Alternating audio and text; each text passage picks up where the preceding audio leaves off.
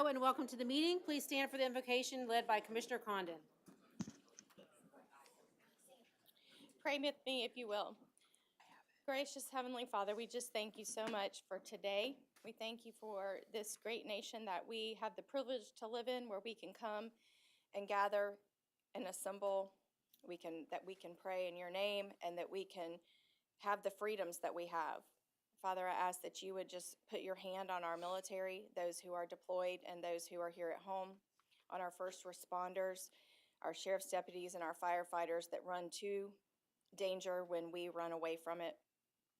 And I pray, Father, for this commission, that we would do the business of the county in the sunshine of the people, that we would have thoughtful conversations, always keeping the best interests of the county at heart, and make wise decisions for our county as we move forward.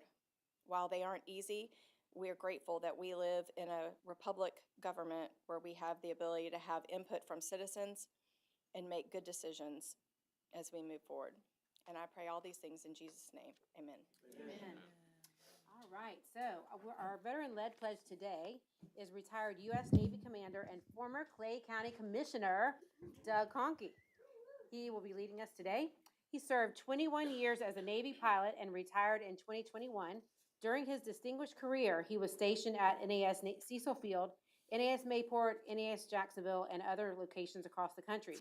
He is a decorated veteran, and his honors include the Meritorious Service Medal, Navy and Marine Corps Commendation Medal, Navy Achievement Medal, and multiple unit commendations. Now an Orange Park resident, he continues his commitment to public service as the intergovernmental coordinator for the St. Johns River Water Management District.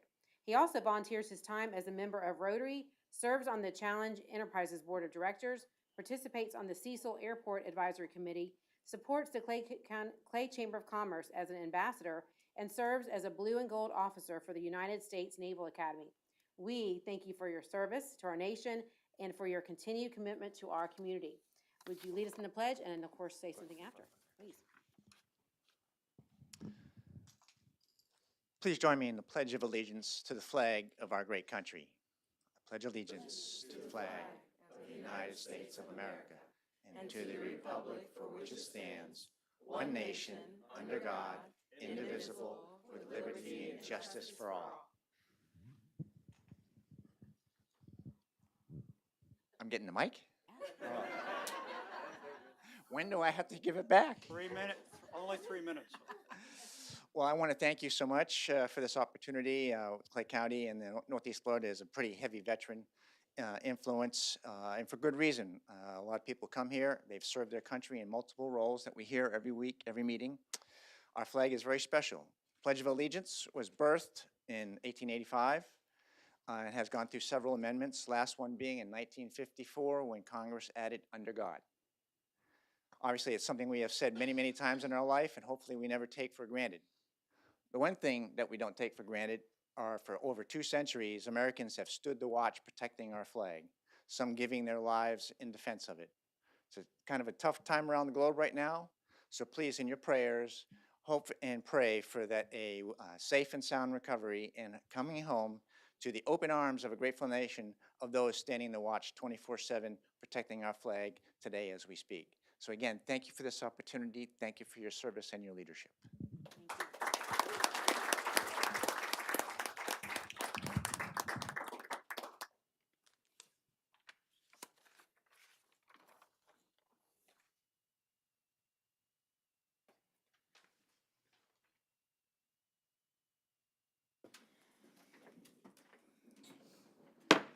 Call to order the Board of County Commissioners meeting for March 10th, 2026. And I have all of my fellow commissioners here, and we will move on to pet adoptions. Our first cat today is Marble, a spayed female, domestic short hair and a year old.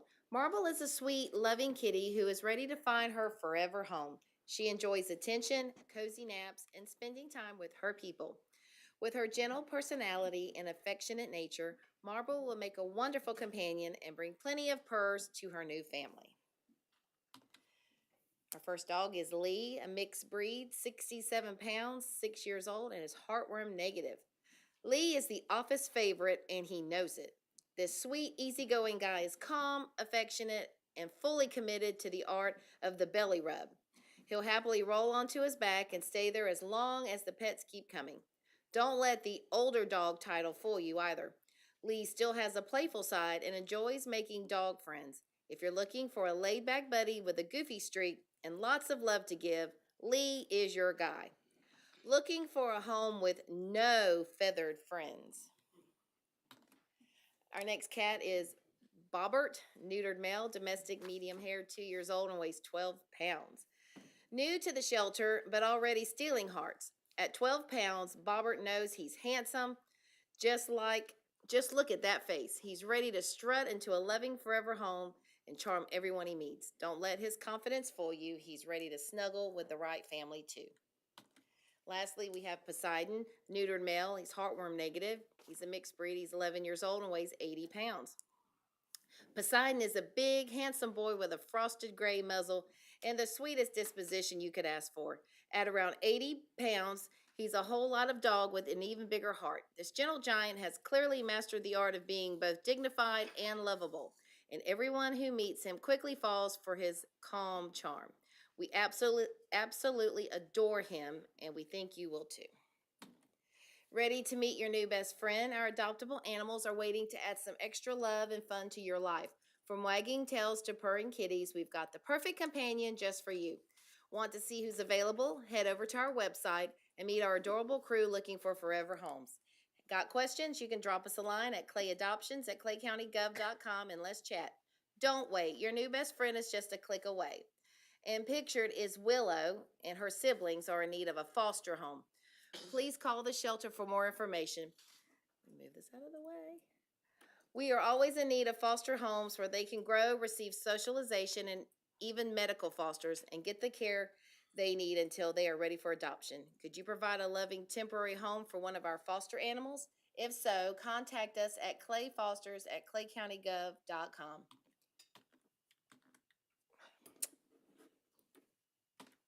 If you're interested in helping our furry friends but can't bring one home, please take a look at our Amazon wish list. We are always in need of items for the shelter animals. Just go to Amazon.com. And that completes our pet adoptions. Thank you. Will all my fellow commissioners meet me on the board floor for proclamations?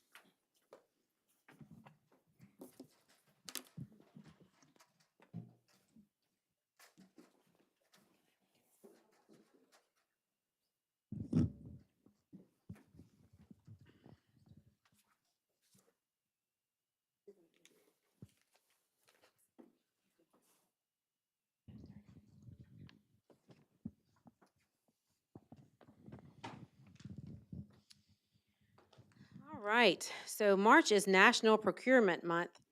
That's such a hard word to say. An opportunity to highlight the critical role our procurement professionals play in keeping government operating effectively and responsibly. We are honored to have several members from our purchasing department here today for this recognition.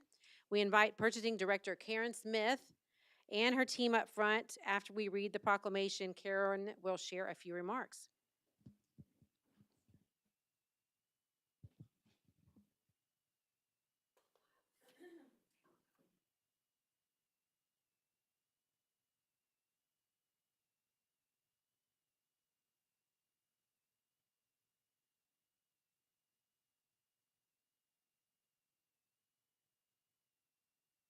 Come over here. I really don't.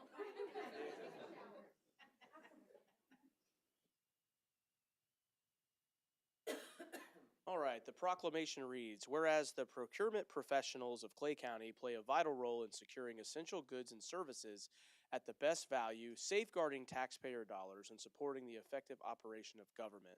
And whereas these dedicated professionals provide strategic leadership through ethical purchasing, contract administration, and strong supplier partnerships, ensuring transparency, fairness, competition, accountability, efficiency, and value for money in every acquisition. And whereas every procurement is the behind-the-scenes foundation that sustains our community, supporting infrastructure, public safety, and essential services, and the procurement professionals serve as connectors, problem solvers, and guardians of the public trust whose work strengthens our community and enhances our quality of life. And whereas the procurement department in Clay County recognize, support, and practice the public procurement values and guiding principles established by the Institute for Public Procurement, including accountability, ethics, impartiality, professionalism, service, and transparency as foundational tenets of the profession. And whereas the Institute of Public Procurement has designed March as Procurement Month to raise awareness on the critical role that procurement professionals play in ensuring the efficient, effective, and ethical operation of government. Now, therefore, be it resolved that the Board of County Commissioners, Clay County, Florida, does hereby proclaim March 2026 as Procurement Month in Clay County. And we celebrate the purpose, the pride, and the profound impact that our procurement professionals, whose steadfast commitment and expertise continue to serve our community with excellence. Duly adopted by the Board of County Commissioners, Clay County, Florida, this 10th day of March 2026. Do I have a motion? And a second. All in favor say aye. Any opposed? Congratulations, and we all greatly appreciate the hard work that you put in every single day.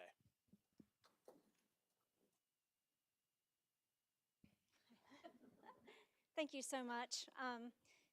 So we have our rock star team here. This is our purchasing team that oversees our centralized purchasing for the county. So as you know, your county adopted a purchasing policy along with state statutes. They enforce those over county spending and do a great job. A lot of experience, a lot of certified employees, a lot of employees working toward their certification. So very proud of them. Miss Donna, and then we have Miss Jessica, we have Miss Lynn, Miss Danielle. Caleb's on our purchasing team as the real estate manager. So Miss Willette, then we have Miss Jessica also, and then Miss Arlene and Jerry. So proud of them and appreciate all their hard work. We enjoy our partnership with all the county departments, so love what we do, and we thank you for this. Thank you.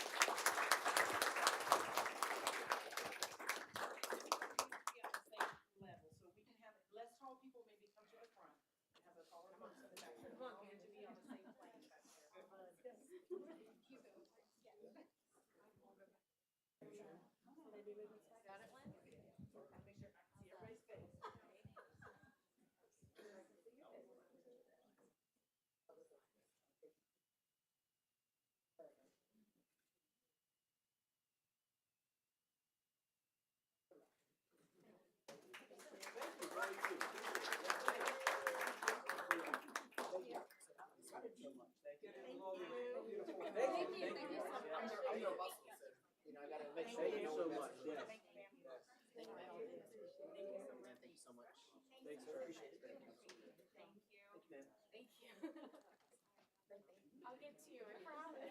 Thank you.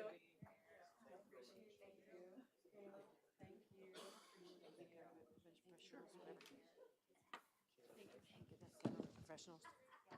JB.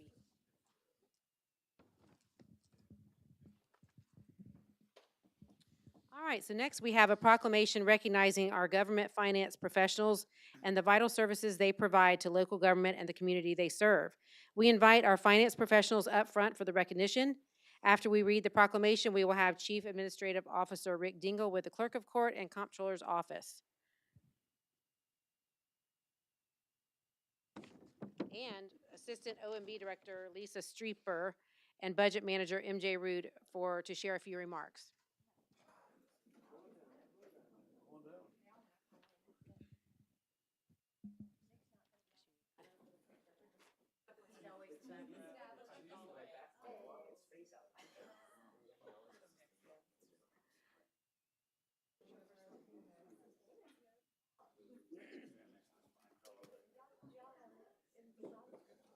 And it's certainly my honor to read the proclamation. Whereas the Florida Government Finance Officers Association, founded in 1937, is a professional association representing more than 3,300 government finance professionals serving state, county, and municipal governments, school districts, colleges and universities, special districts, and private firms.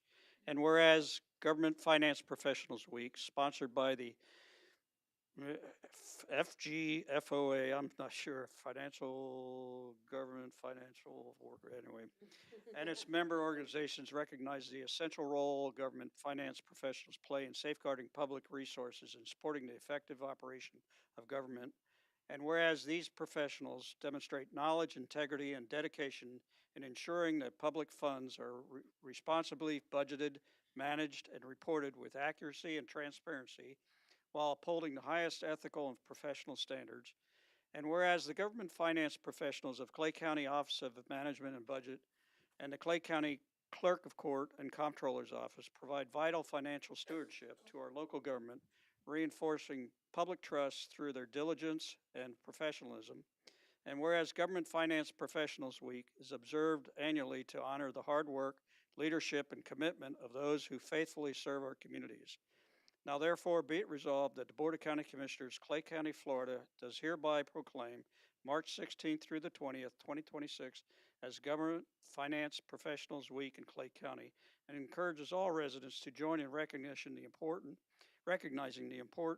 contribution of these dedicated professional public servants.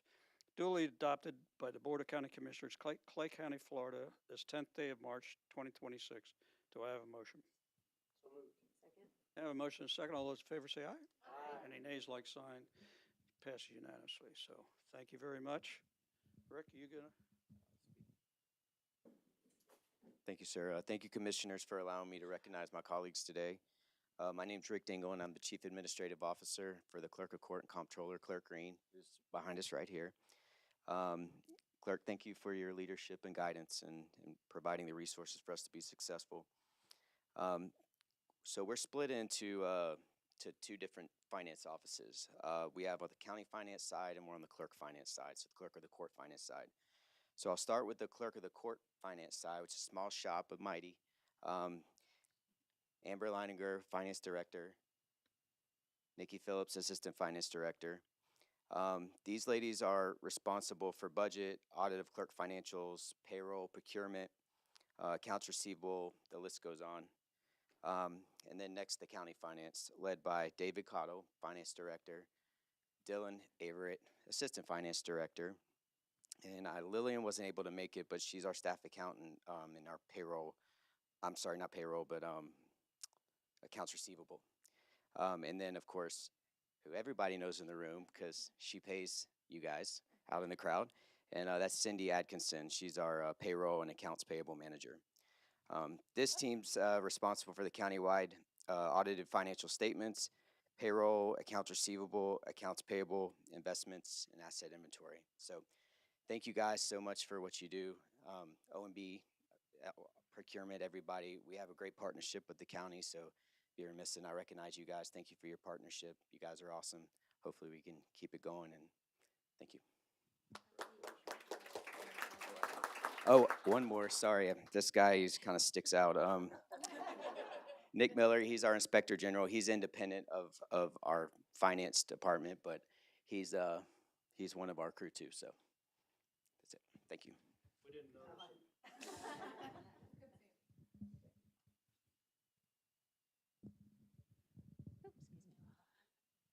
Hello, Lisa Streeper, Assistant Director of OMB, and I also say we have a great working relationship with the clerk's office and comptroller's office, and we do appreciate that. Everybody up here is a valuable member of what we do, so I do appreciate every one of you. So I'd like to introduce our revenue budget analyst is Lala Grisella Mekatange. And we have Angela, she's our budget analyst as well. We're trying to get a little bit heavier on our revenue side, so we're gonna try to get some more cash coming in here, and figure out and make sure everything's coming where it goes. Alrighty, and here's you. I'm MJ Rude, budget manager, and I have the honor of working with our budget analyst, who's Arrow, and Dave, and also Priscilla, who was not able to make it tonight, but with my words, I'd definitely be remiss if I did not hand over the microphone to the long-standing budget manager and allow him to introduce himself and give any words that he would like to give. Oh, thanks. I'm Reg Cantor. I've been the budget manager for a few years now. I'm going to be retiring at the end of April. So, and- 27. What? Obviously didn't get the letter from my wife. I'm going to be turning over the reins to MJ. I'm trying to give her all the wisdom and knowledge that I've gained over 30 years. So hopefully she'll take it and run with it and give you guys a balanced budget by the end of the fiscal year. Okay, that's it.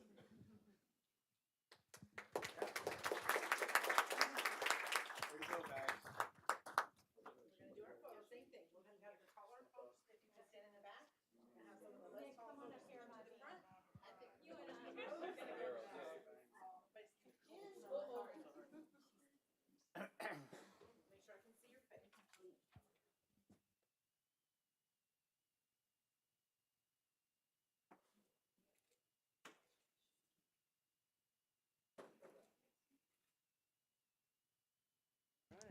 Thanks, everyone.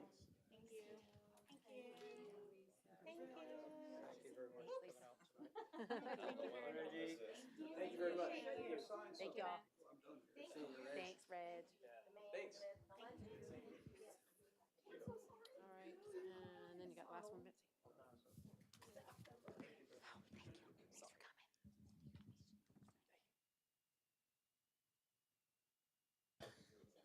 All right, so our next proclamation recognizes March 8th through 14th, 2026 as AmeriCorps Week, a time to honor those who make a meaningful impact in our community through service. We are pleased to have local Gator Corps members here today who work closely with the mission of the Dirt Road to serve our Lake Region area. Will you please join us up front?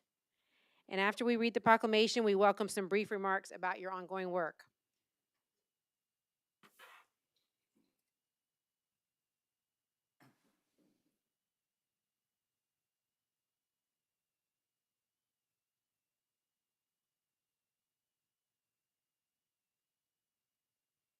All right. Whereas since 1994, AmeriCorps, the nation's largest federal network of nonprofits, public agencies, and community organizations, has mobilized millions of Americans to strengthen communities and expand civic engagement while addressing critical needs in education, public safety, health, and environmental stewardship.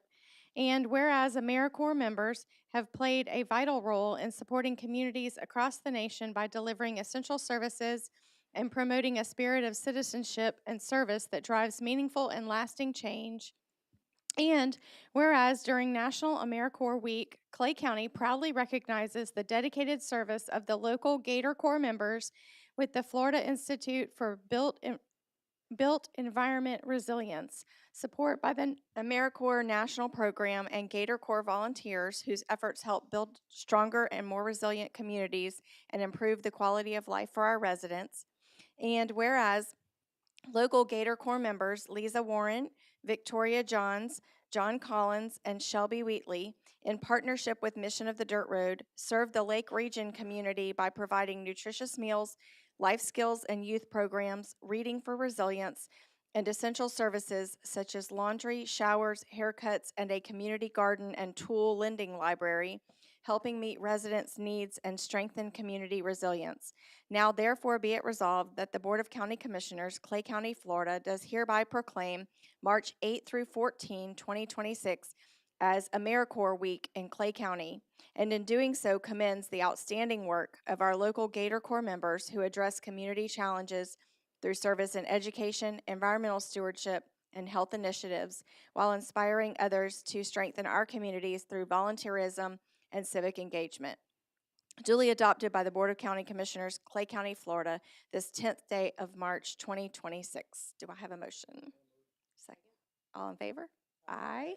Of course, it's unanimous. We are so grateful for all of you to be here. So I haven't had the privilege of meeting your leader yet, but it's nice to meet you. But John and Lisa, both I met on community cleanups in High Ridge Estates for our High Ridge initiative down in Keystone Heights.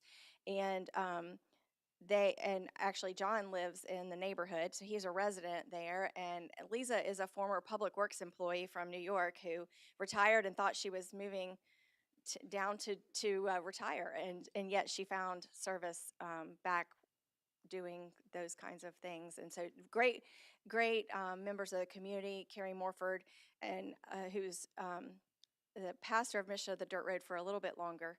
And then she also does other work, and just great partners with the county with our High Ridge initiative.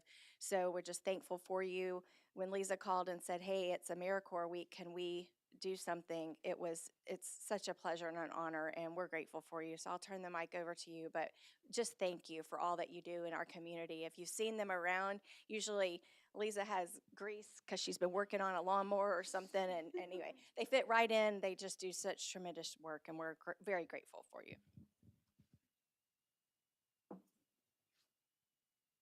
So our Gator Corps proclamation reads, Gator Corps is an organization that brings volunteers with different skills and abilities to serve communities. As we learn more about the areas where we serve, we are able to assist and contribute in our own unique ways. Through this process, we grow in knowledge about the community while helping to meet real needs. Gator Corps has been a great asset to Mission of the Dirt Road by helping create and support programs that empower people in many ways. These include teaching sustainable practices like gardening, providing dignity services such as free haircuts, showers, and a laundry service. There's also a reading program where people can build resilience. We also help empower youths by working with a local high school and teaching important life skills. Gator Corps has been an essential and amazing part of Mission of the Dirt Road. We bring fresh perspectives, a desire to learn, and a willingness to serve the community in meaningful ways.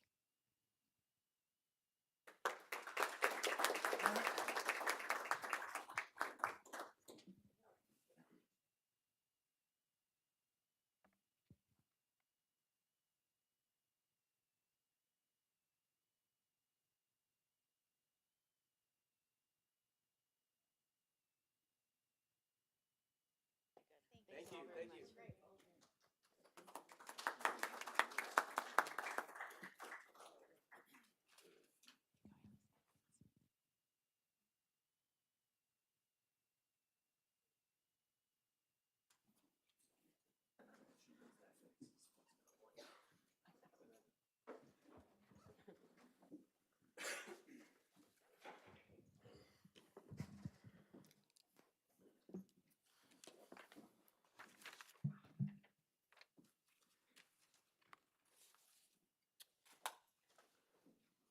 All right, we will move on to constitutional officers. Do we have anyone from the Sheriff's Office that would like to speak? Fucci? No? All right, Tara, would you like to? Just do two quick updates. First one is on, for your calendars, April 16th. We are holding a reception for elected officials and dignitaries around town for Teen Court's 30th anniversary. So we will have a reception at 4 o'clock in the historical courtyard. You'll have formal invites coming your way, but I know how calendars fill up, so I wanted to go ahead and give you the heads up on that. Date again? It is April 16th. I know there's another event that night, so we're hoping you can squeeze in a quick 4 pop in for those that may have another event around 6 o'clock that night. Great. And then there will be an awards banquet afterwards. You're free to stay for that as well if you'd like. And then the other update I'd like for David to provide, and it's just where we are on our external audit.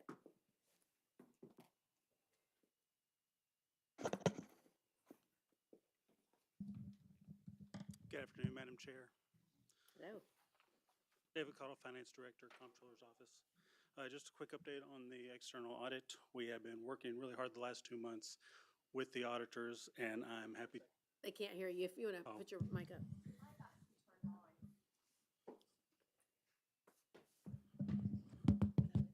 Sorry. We've been working really hard with the auditors the last 2 months, and I'm happy to announce that we are in the wrap-up phase.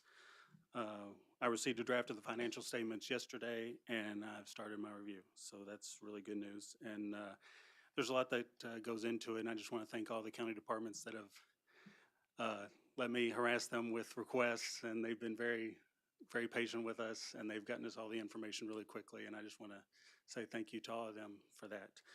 And because of everyone's efforts, the county is on track to have the audit done by March 31st. We've also been working on the PAFR, which is the Popular Annual Financial Report, and we hope to have that out at the end of March as well. The PAFR is the nice summarized version of the financial statements. And then we do plan on putting the audited financial statements in the PAFR in for the GFOA award this year. And the last thing I have is the auditors. They had a scheduling conflict in April, and so they're going to be presenting it to you all at the first meeting in May. So Great. that's all I have, unless there's any questions. Anyone? Thank you. All right, thank you. All right, I'll go into approval of minutes for a motion. I'd like to make a motion to approve the Board of County Commissioner meeting minutes from February 24th, 2026. All right, have a motion. I'll second. Motion is second. All those in favor say aye. Aye. Any opposed? All right, and we are to our first public comment. This portion of the agenda is designed to allow citizens an opportunity to bring matters to the attention of the board. At this time, the board will not engage in debate or answer questions. You may email askclay@claycountygov.com and staff will address your questions, or you may email your district commissioner. Public comment cards are conveniently placed at the meeting room entrance and should be submitted to the clerk on the far left of the dais. You are to limit your comments to 3 minutes. Before addressing the board, please state your name and address. And I'm opening now the first public comment period at today's meeting. Our first public comment is from Teresa Sanday.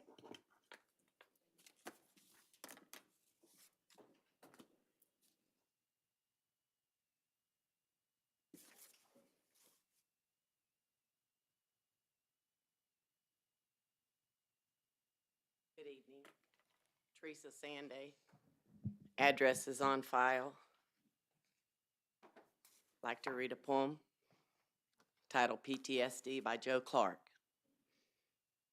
PTSD will riddle the minds of sons and daughters who make it home this time. Here only, of course, in physical form, to ultimately lose the real battle right here at home, to a broken system and a country's blind eye, 22 a day for the rest of God's time. While flags are waved and hearts are covered, young men will lose limbs while screaming for their mother. Oh, say, can you see, by the dawn's early light, the war machine keeps churning through the endless profitable fight. For so proudly we held in the twilight's last gleaming, you'll pledge your allegiance to a flag, but you'll never hear the screaming. From Adam and Eve and the Holy Land to nuclear Armageddon, they'll pull the war strings and rake in billions, but they'll never fire a weapon. From the land of the free, red, white, and blue, generations overseas will never forget the blood drew. The greedy elite will conquer with epic fury and power while the hands of God and the doomsday clock strike the final hour. Politicians, freedom, heroes in millions, ammunition, rubble, collateral civilians, religion or terror, doublespeak propaganda, forbidden, flags draped over caskets of American children. Thank you, but mostly thank you for all the kids and grandkids who are all entrenched in this war of the Epstein fury, especially mine. Rock on, Jessica Tisch. Thank you. All right, we have Doug Conkey next.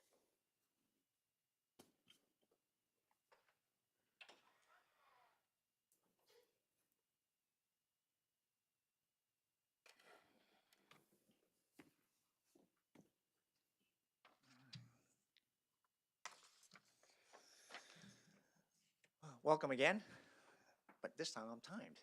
Oh, no kidding.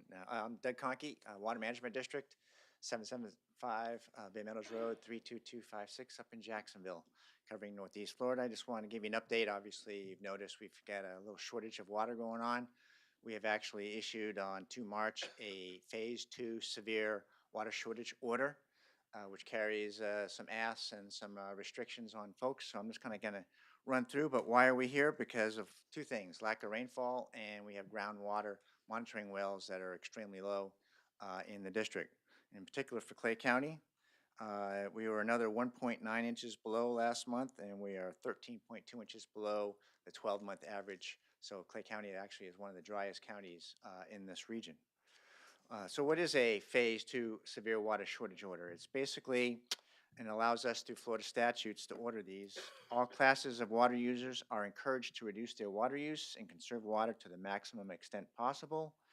All public water supply consumptive use permittees, like the utilities, farmers, which would be the most common one, should institute or accelerate system-level water conservation measures that can help manage demand. All commercial, industrial, and institutional water use should be voluntarily reduced. All residential landscape irrigation is limited to 1 day a week, regardless of the time of year. Obviously, this weekend we went forward. Normally that would add another day, but we're holding it 1 day for irrigation only. Also asking that people hold off from any major landscape changes. Obviously, it was a dry, hard winter and cold. Like replacing your entire yard, that's going to use a lot of water, so hang off those big projects. Water-based recreation, all pools shall be maintained in a manner that minimizes the need for makeup water. Aesthetic uses of water are prohibited. So I asked, what's an aesthetic use? In terms of what we're asking here, it's people adding water to a pond simply to make it look better by being better. Here's one that applies to the HOAs. Washing or cleaning of buildings, structures, or outdoor impervious surfaces for the purpose of aesthetics.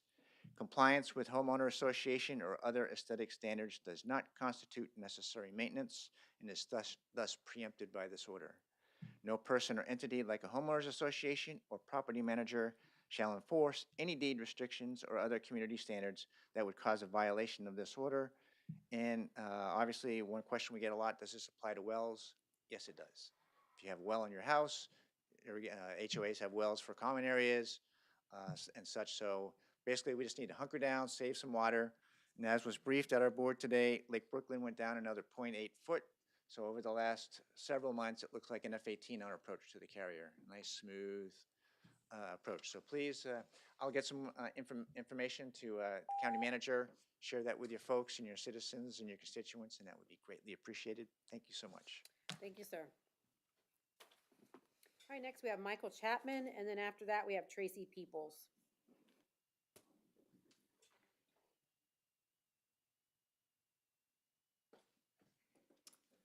Hi, my name is Michael Chapman. I live at 5277 Hatcher Road. I'm here for the burnout pit that was created by our neighbors.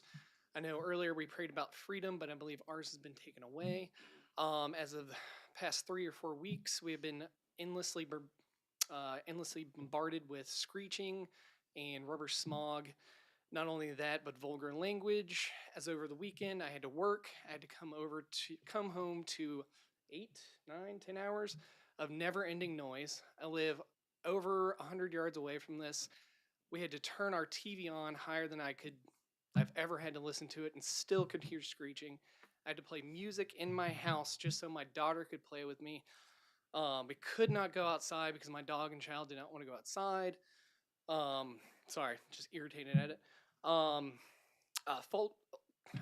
Loudspeakers with vulgar language that my daughter had to listen to.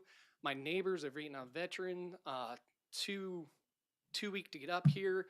He was had to listen to this the whole time as well. Thankful for the sheriff's office for getting the drugs and guns 100 yards away from my four-year-old daughter away.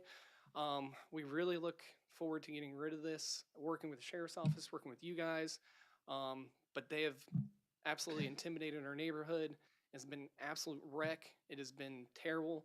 And thank you for letting me speak my mind. Thank you. Thank you. Sorry you're going through that. Tracy Peoples?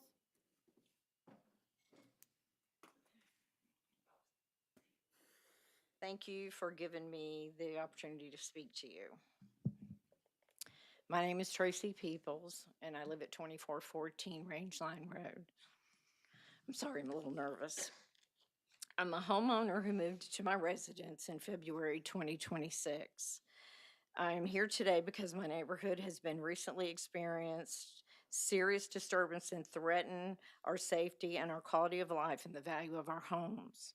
Over the course of just 2 days, my community was subject to 6 to 8 hours of nonstop noise, Loud screeching, modified mufflers, engine backfiring so intense that residents could not use their own yards.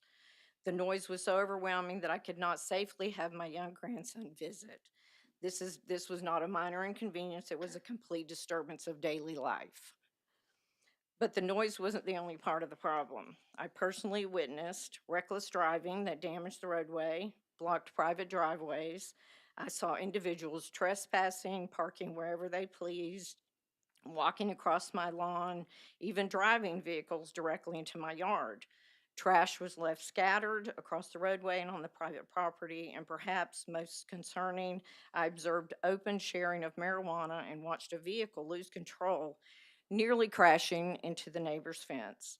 These are not harmless activities, they are public safety hazards. This was not an isolated or informal gathering. Based on what I saw, approximately 500 people participated in what was clearly an unpermitted burnout pit event. Reports indicate that the host charged spectators $20 and drivers $35 to participate. This pit is located roughly 100 feet from my back patio, closer still to my neighbor's property, and the impact extends far beyond noise. Domestic animals, including neighboring horses, have been visibly distressed. Wildlife has been disrupted, and a sense of safety that residents should feel their own homes has been shaken. Another event has been already scheduled for April the 4th. If nothing is done, we can expect the same or worse disruptions to occur again. In conclusion, I'm asking respectfully but urgently for immediate investigation and intervention.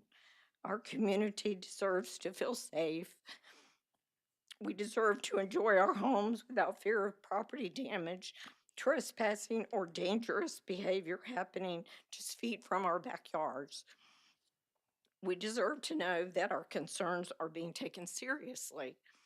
I look forward to hearing what steps will be taken to protect our neighborhood and prevent further disturbances. Thank you for your time. Thank you. Ronald Lavoy, I think that's how you say it, hopefully.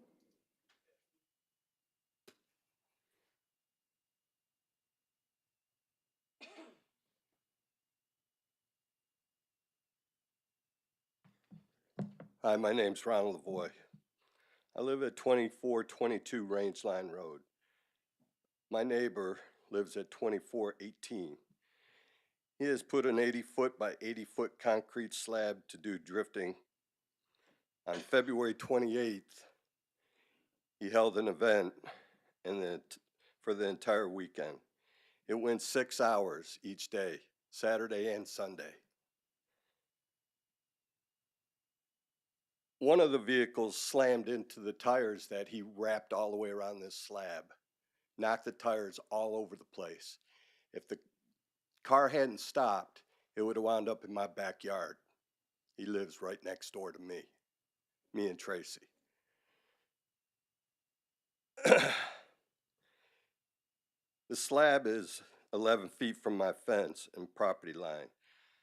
I was not there. I left. I went to my sister's in Williston to get my dogs out of there because it was so extreme. I spent the whole weekend there. I put cameras up to watch my property. The chaos and noise were just too much to deal with for the whole weekend. The police came by my house a few days before this event, and the police officer told me that the law enforcement was going to be monitoring the situation. The officer also said that my neighbor was not going to be taking any money in for this event. He lied. He lied to the police. He was charging $20 just to show up and watch this nonsense, $35 to get on the slab. I was told he made over $6,000 doing this past weekend. You know, I mean, how does he get away with $6,000 and not pay taxes on it is beyond me. This is affecting the entire neighborhood that we live in. And if this is going to be allowed to continue, we will not be able to spend our time outside on our property during the weekends because of non-stop noise that will go on throughout the day. He has been cited once already by zoning restrictions because of all the tires that he has in his yard. I was told by zoning that he has 3 chances to remove these tires. After 90 days, it goes to the magistrate, and they decide on what to do about the tires. I, for one, hope that we don't have to wait 90 days to get this resolved, because he plans on having his next event on April the 4th weekend. We are, as neighbors, and would like for this to be considered a nuisance, and we'd like to get some help on the issue and stopping these future events. Thank you for listening to me. Thank you, Mr. Loy. Next is Shauna Clark, and then after that is Michael Draken.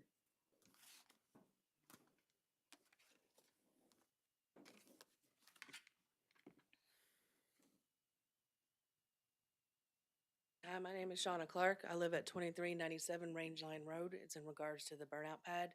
I live adjacent from the person who does own this, and these are most of my neighbors.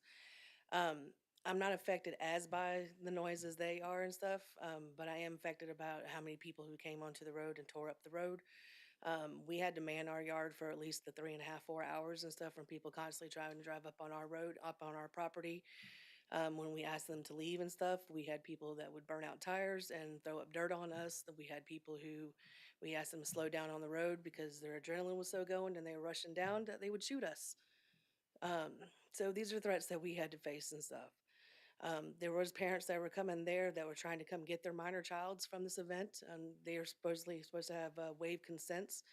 And if parents are coming and getting their children from these events and stuff, where's the consents where these parents signed for these minor children? There was about almost over 500 cars and stuff like that. They said that they had permission from most of the private property and they couldn't do anything because it's private property. But I do know several of us did not agree to use our private property for their event. And then we have to take care of the cleanup and then, the road work and everything else on that. And it does affect us. And I'm high anxiety, so it caused me a lot of anxiety too, having like my whole entire driveway and my whole entire front of my yard and everything covered with a whole bunch of people we did not know coming from out of states. Thank you.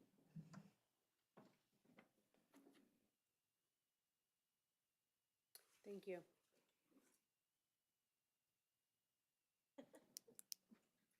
Mr. Draken, is that you? Deacon. Hi, I'm Michael Deacon, 2436 Range Line Road. I live right up the road from this stuff. I'm going to say good afternoon, commissioners. I'd like to thank you for taking the time to listen to us and what you've already done behind the scenes that people are not aware of. I'd like to thank the Clay County Sheriff Department for what they've done to minimize the impact this weekend. But with the residents of Range Line Road in Carter Spencer neighborhood on February 28th and March 1st was something that no homeowner should have to experience on their own property in the safety of their own home. We were subject to Jack's only legal pit, not sure what made it legal, but that's what they claimed. There was nonstop, overwhelming noise for at least 7 hours each day, engines revving with aftermarket exhaust systems and the sound of tires squealing. Along with this came the offensive smoke, terrible odor, burning of rubber and gasoline. There was also the smell of some questionable stuff being smoked that was in the air. All this disrupted our daily lives. Our pets were scared to go outside. I had trouble going outside to enjoy my property and lifestyle of living in the country. Could not watch TV in my own living room because I couldn't hear it from the noise. My wife has an active autoimmune disease. Because of these conditions, she could not leave the house at times. The road and 1 acre lot that they were attempting to host this event on is not adequate to facilitate these crowds or traffic. I estimate there was at least 500 attendees, and I think that would require a permit, which we understand was unpermitted. And it was not contained to just their property. Attendees had no respect of the residents or their property. They would race up and down the road, spinning tires, doing donuts, leaving the road in a mess that the residents will have to repair. There was parking on private property without being invited. They felt that the property was their own bathroom and their own personal trash can. If you requested them to move or not park there or throw their trash out, you were met with threats of bodily harm, and I've heard this from several owners, not just myself. Do y'all remember back when we had the ham jam off Curtis Spencer Road? Somebody passed away because of the crowds. The emergency people could not get to them because they either couldn't move or wouldn't move. We ran a risk of that this particular weekend because the crowds were so thick and people illegally parked, you couldn't move up and down the road. Thank God it didn't happen, but the potential was there.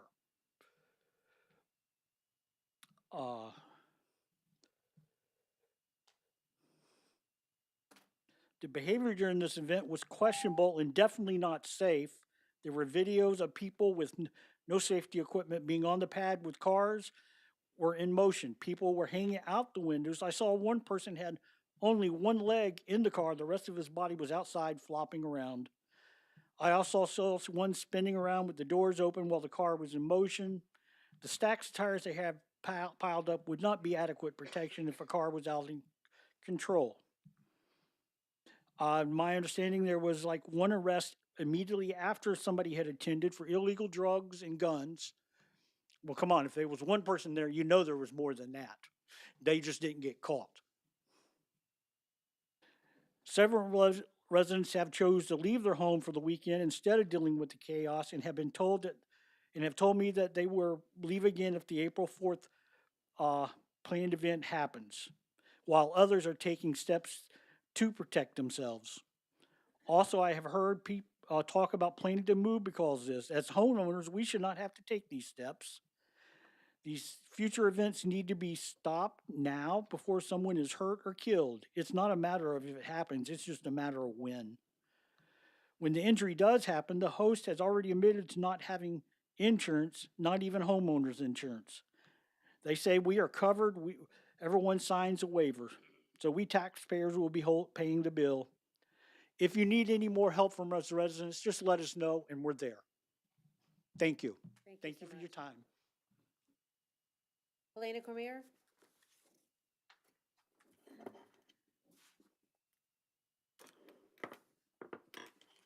Hello, Helena Cormier. My address is on file. I just want to say thank you again for all of y'all and for all of the staff and everything that y'all were doing this morning for the workshops and the other ones that we've been able to attend. And just thank you for the staff being able to help work with me and with Rolling Hills and with our attorney and just trying to continue moving forward. We are very excited to know that we're going to have some closure here soon, and just continue praying for us. We'll continue praying for you, and just thank you for all that y'all do. Thank you, Helena. That's all the cards I have. Is there anyone else? Madam Chair, may I? Yes. So I am your commissioner, for those of you who are here about the burnout pit. And I just want you to know we have heard you loud and clear. Just because I haven't engaged on social media, it doesn't mean I was on the phone with the sheriff immediately. She and her team, the county manager and I, we have a plan of action. We are working our plan of action. We'd rather not disclose it for reasons that you can understand. But there was a certified letter that was delivered today to the property owner and attempted to deliver to the resident that doesn't own the home but occupies it. And that is public record, so we could tell you that. But I just want you to know it is absolutely within your right to expect us to respond. You have a right to live peacefully. We all live in the country for a reason, right? And we intend to exercise those rights, but you can't just do anything you want to on your property. And so we are pulling every lever that we can. I had a conversation with Director Bucci again this morning, just to get caught up. He's one of the directors in the sheriff's office, so they're on top of their side. We're doing everything we can on our side, both short-term and long-term. So we do not expect you to have to live like this. I've talked to some of your neighbors who are not here. Some have called me and I'm available to you. My cell phone number is on the website. So if you do need anything, the sheriff's office would ask that you continue to give us information if you have it or if you come across things as well. And we'll help you from our side too. But we want you to know we hear you and we are responding with every lever that we can pull within the law. We're trying to do what we can to make sure that we have lasting change and not just immediate. Thank you. You're welcome. Thanks for coming today. Thank you, Commissioner Condon. And I can say I feel the same, and I'm not your commissioner, but I will make sure something's done also. And I'm sure we all could feel the same. That is just horrendous. I just can't even imagine. So thank you all for coming. All right, we're going to move on to consent agenda. Do I have a motion, or is anyone pulling anything?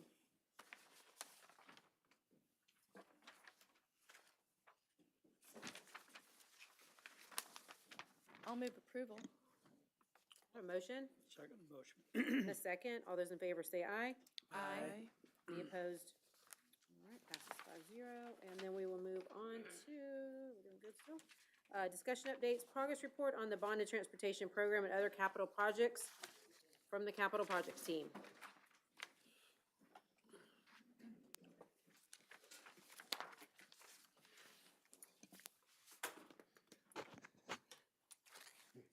Good evening to the board through the chair, Ed Dendorf, Bond Transportation Program Administrator. First update on the bond transportation program. For project number 1, County Road 218, which is from Masters Pit to Pine Tree Lane. The county's team in Anderson, Columbia continue our bi-monthly status meetings. Anderson continued the installation of the drain structures, pipes, sub-base and base materials along the north side of the project. The project is 63% paid out and 86% of the time used. For project number 2, Superior continued the median traffic separators at the CSX crossing and began demo milling of the old asphalt on the east side of the north-south section of County Road 209 west of the railroad tracks. They are also constructing the clay cutoff wall at Pond Site 2 while moving clay material from Pond Site 2 to Pond Site 3 to be used as a clay pond liner, and then continued drainage and ditch installation on the south side of County Road 209, east of the, west of the railroad track. The project is on schedule at 74% paid out and 63% of the time spent. Project 3B, Sandridge Road and County Road 209 with the swoosh and the roundabout to County Road 209B. The county, GII, and Kiewit held their bi-monthly status meetings. Kiewit completed the installation of the stormwater structures and pipes, curbing, sub-base material in the roundabout area, as well as sodding and fencing around the Sandridge Road Pond site. Kiewit continued the installation of all the attributes of the new roundabout, including the base material, base asphalt, curbing, sidewalk, and street lights were energized. Kiewit placed the final friction course of asphalt on the east and westbound sections of Sandridge and sodded the median. This project is 71% paid out and 137% of the time elapsed. For projects Hey, 5. wait. Roundabout's open. Yes, ma'am. Woo! And the swoosh and the old Sandridge, that extension is no more. Don't try to go Asphalt's down it. coming up. Don't Yes, try to ma'am. go down Bond's going in. Thank you. For Project 5, team is doing a fabulous job. For Project 5 and 6A, the team continues to wait for the Army Corps to issue their permits. BTP projects 3A, 4, and 6B are complete. And in support of all the work, WGI continues to work on the project management inspection services. As of March 3rd, the program has expended $152.9 million. That concludes the bond transportation portion, and I'll move into the capital projects. As far as switching hats for from bond transportation to the capital, report out from 6 directors: Richard Smith, Director of Engineering, seated to my right; Eric Pope, the Director of Public Works. Look at that. Look at this beautiful crew behind. Eric Pope, the Director of Public Works; Justin Pierce, the Director of Parks and Rec; Gene Price, the Director of Facilities, Operations and Maintenance; Eric Jones, the Director of Grounds and Maintenance, as well as myself, Director of Capital Projects. Overall, for the county, the current project list consists of 262 projects. The project data was compiled by Veronica Dang, our capital projects control specialist. In general terms, there are still 59 projects that are direct purchases, 46 are furnish and installs, while 157 of the projects take into consideration the conceptualization, design, permitting, and final construction of a project. All 262 projects equal $206,592,971. This fiscal year, the Capital Projects Department is managing 81 projects across 14 different departments, which roughly equates to $95 million worth of work. For the overall status of the public safety bond, so far to date, the county has spent $18.1 million, or roughly 26% of the $65 million. And now, first up in kind of numeric order, just a quick highlight of the public safety projects, or fire stations, if you would. For Fire Station number 1, construction is underway with 41% complete and 26% paid out. Fire Station 5, we're investigating land acquisition. Fire Station 13, design is 60% complete and 1% paid out. Fire Station 15, design is 90% complete, 1% paid out, and 40% of the time spent with a forecast completion of summer 27. Fire Station 16, the design is 90% complete, 2% paid out. Fire Station 20 was completed and operational last summer. Fire Station 21 is designed to 60% complete with 1% paid out. Fire Station 22 construction is 52% complete with 30% paid with a forecast completion of summer 2026. Fire Station 24, the design is 100% with 3% paid out. Additionally, since the update was written last week, we received bids for construction of Station 24. 17 firms attended the pre-bid. There were 6 no bids, 11 bids, while the procurement department is evaluating the bids at this time. Forecast completion for that station is forecast for completion spring of 27. And then the fire training facility with the modified design is 80% complete at 17% paid out with 66% of the time spent with a forecast completion summer of 27. In summary, for public safety with Fire Station 24, with the bids received, we now have 5 fire stations under construction or completed.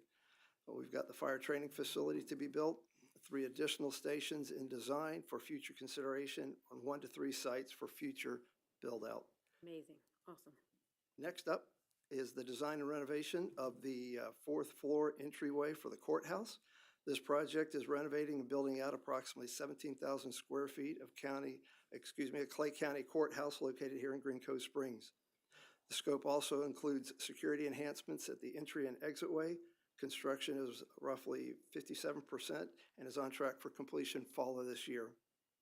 And last for the capital projects, the CCUA connection project at Omega Park. This project will fully transition the current failing septic system and well water system to a permanent CCUA utilities. The joint pre-construction meeting was conducted on February 24th with CCUA in attendance. Project is currently pending mobilization with a forecast completion later this year in fall. With this, I'd like to turn over the mic to Richard for the roadway and trail projects. Thanks, Ed. Richard Smith, County Engineer. The engineering update for the week is different. We've got some stuff finishing up. Believe it or not, as you see in your packet, we have a bridge on 220. Just the scope of this, if we could show this picture, but 4 lanes wide, bike lanes. You see a piece of equipment there, a full-size pickup truck, and there's room for another full-size piece of equipment to go around. That project is, the bridge is scheduled to be completed in the summer, late summer. The intersection is scheduled to be completed in late June. So work is proceeding on County Road 220. We got a new project, as we always will have, as long as we have funding. The 220 at County Road 220 East-West Parkway. Small addition there that, especially for drivers who are new to the area, will certainly appreciate. It's always been very confusing, who goes where. If you're going to Chili's or TJ or Chili's or Kohl's or Taco Bell, it's going to be an extra lane there. Right. And we'll have new signals there. That is going to take some patience. That's concrete pavement, Commissioner Reniger. One of the disadvantages of concrete pavement is it takes about 7 to 10 days the cure once it's in place. We've had that discussion with Commissioner Reniger about that particular application. The concrete should be poured in the next couple of weeks. We'll then have about a week and a half of why can't I drive on that questions, but don't. Live Oak Lane paving was completed last week. It is a big, big improvement. It'll save our public works many hours on the grader, and I think it'll really and truly help the property values as well as just the overall livability of that area. Good job to Besh & Smith, our contractor. Should be finished they got some ditch work to do down on the north end and some sodding, final striping and signage. Should be finished completely by maybe as early as April 1st. That included the paving of the road as well as a 12-foot trail that will eventually connect the Jennings State Forest to Goldhead Branch State Park is the goal. Spencer Industrial Drive is a project similar to Atlantis. It was a jobs grant that was received a couple of years ago. The governor came in, presented us the big check.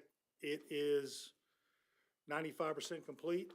I drove it on Sunday, and it's worth the trip out there. Also included in your packet a picture of the IKO facility. It's bigger than you think, and they have workers there now, what I've been told, and you're probably going to see product coming in and out of there in a few months. That's the best update I have on that, but Spencer Industrial should be final completion by the mid part of April. Want to get a quick update on our community development block grant sidewalks. And we finished work on a sidewalk over in the Ridgeview High School area late last month. And so I put a couple of pictures in of the Choctaw Trail sidewalk. That is in the Rideout Elementary area. And I put the one picture in of the sidewalk going around the oak tree. These sidewalks are field engineered between our inspectors as well as the contractors. The deadline is so tight with our community development block grant money that we don't have time to go and do a set of plans and get those permitted and approved. We've got to do this field work, do it in the field. And it really I think it turned out very nice. Anything is nice. In civil engineering, when you notice what somebody's done, they've usually messed it up. This sidewalk looks like it's been there for 27 years. So we're continuing. Again, we've got a sprint here until September. You'll hear more about that from Megan and Troy Nagel later on. Our next two projects that we're going to mobilize on are over in the Clay Hill area, and there are a couple of much needed sidewalks for the kids going to school. I've given you a picture of the scope of that work. That work should begin in the next 2 to 3 weeks. Our FDOT update got an update this afternoon, Commissioner Scromolo. The mainline paving for Eagle Harbor at Walter Oak Lane is complete. They have testing, thermoplastic striping to do, and they should expect final acceptance by early April. So that project will be wrapped up in 30 days or so. Work continues out front here. You can notice they actually milled and resurfaced one lane on the next section of the US 17 resurfacing, restoration, and rehabilitation project. That work continues nightly, and expect single lane closures. Don't get in a hurry going north or south on 17 after 7 p.m. until 6 a.m. The Wells Road intersection improvements are continuing on schedule. They should be finished there in the next 4 months and by June. On State Road 16, I was coming through on Sunday. They were actually resurfacing down near the Green Cove Springs Police Department. So they're kind of working sporadically in that area. Anderson Columbia, the contractor for Project 1 on the Bonded Transportation Program, is handling that project. We hope to see different results than the way 17 was done. I've added a section here for some things that are coming up. We got 6 projects I've noted that are coming up just to be ready for. Radar Road, that is, the utilities are being moved. You should see major construction starting there in the next 2 to 3 weeks. Long Bay, we put out Long Bay at Old Jennings intersection improvement. We placed digital signs in the morning that'll kind of warn the drivers. You can expect some real road work to start out there in the next 2 to 3 weeks. The utility construction is already ahead of schedule and almost complete. Internally, we, the engineering department in Clay County, are resurfacing County Road 220. That project will begin at US 17 and go to the west of Brookstone Drive. That's where the project that was completed by DOT finished up about 3 weeks ago. That begins on March 12th, that's day after tomorrow. That will be night work. The work will, there should be no lane closures during the day unless it's a very unexpected incident. As soon as that project is complete, that's a 4 to 6 week project. As soon as that's completed, the crews will shift over to Town Center Boulevard, resurfacing the final portion of it from Eagle Harbor Parkway through 220 to East-West Parkway. That will complete Town Center from US 17 to Eagle Harbor Parkway with a full resurfacing. Again, that'll be a night project, and will also include a intersection change at the north end at Eagle Harbor Parkway and Town Center Boulevard. That will become a 3-way stop area. We will be posting that change of traffic pattern in the next few days. That's a 1 to 2 week project. When that finishes, the crews will then, if we can keep these guys busy, it's the purchasing department, congratulations on the procurement month. We put them to that month helped out now because we now are going straight into Doctors Lake Drive resurfacing. And that'll again be done at night and will be 4 to 6 weeks. That'll go from Peoria up to Kingsley Avenue. So, and one other project I want to make you aware of, because we've been waiting on it a long time and it's kind of the kickoff for our dirt road paving for the year, is 2 streets in the city of Keystone, or just outside the city limits of Keystone Heights. That's Hilltop and Lakeview Street. We have a pre-bid meeting for the construction of that on March 23rd. It's a mandatory meeting. We are ready to go. That project includes some drainage and was a little more involved than just going out and paving the dirt that exists. So we hope to improve the drainage on Pecan Street to the north end of Keystone Heights High School. And it should just make the whole area, it'll basically take our graders from going into the downtown neighborhood streets of Keystone. Any questions? Madam Chair. So a couple of things. One is I wanted to let you all know, because I know you've gotten the emails. My business owner on 218 that had concerns about the in and out of the business with the improvements. I want to thank Ed, working with the business owner who is here tonight, but working with Ed and he's working with Richard and Carlos. We've come up with a solution that we think will be acceptable and helpful to keep their business in business, and also to honor the project. So I just want to thank you for that, and to acknowledge and appreciate the business owner working with us on that. And Carlos thought that we could get it done for no additional cost. So it was a situation that it just fell right into the work that is going to be done there. So it was a good timing and a good thing. The other thing I thought you might want to know is Richard and I have been working on those sidewalks in the Wilkinson school areas, Blue Jay, Mallard, for I think about 4 years now. But it came from, and it's good for the public to know, it came from a parent request, and said, I don't live far enough away for the bus to come get my child, but so they have to walk, and they don't have a safe place to walk. So anyway, I thought you might like to know how that played in there. And the final thing that I was wondering, and Justin, I tried to text you, but you don't have your phone. So I was wondering if you would give an update on the interim work that you've done, the great work you've done on the interim on Omega Park with our septic to sewer project there.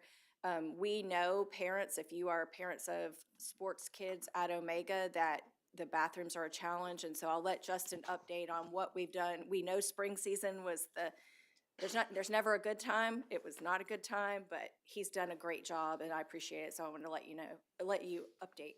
All right, thank you, Commissioner Justin Pierce, Director of Parks and Rec.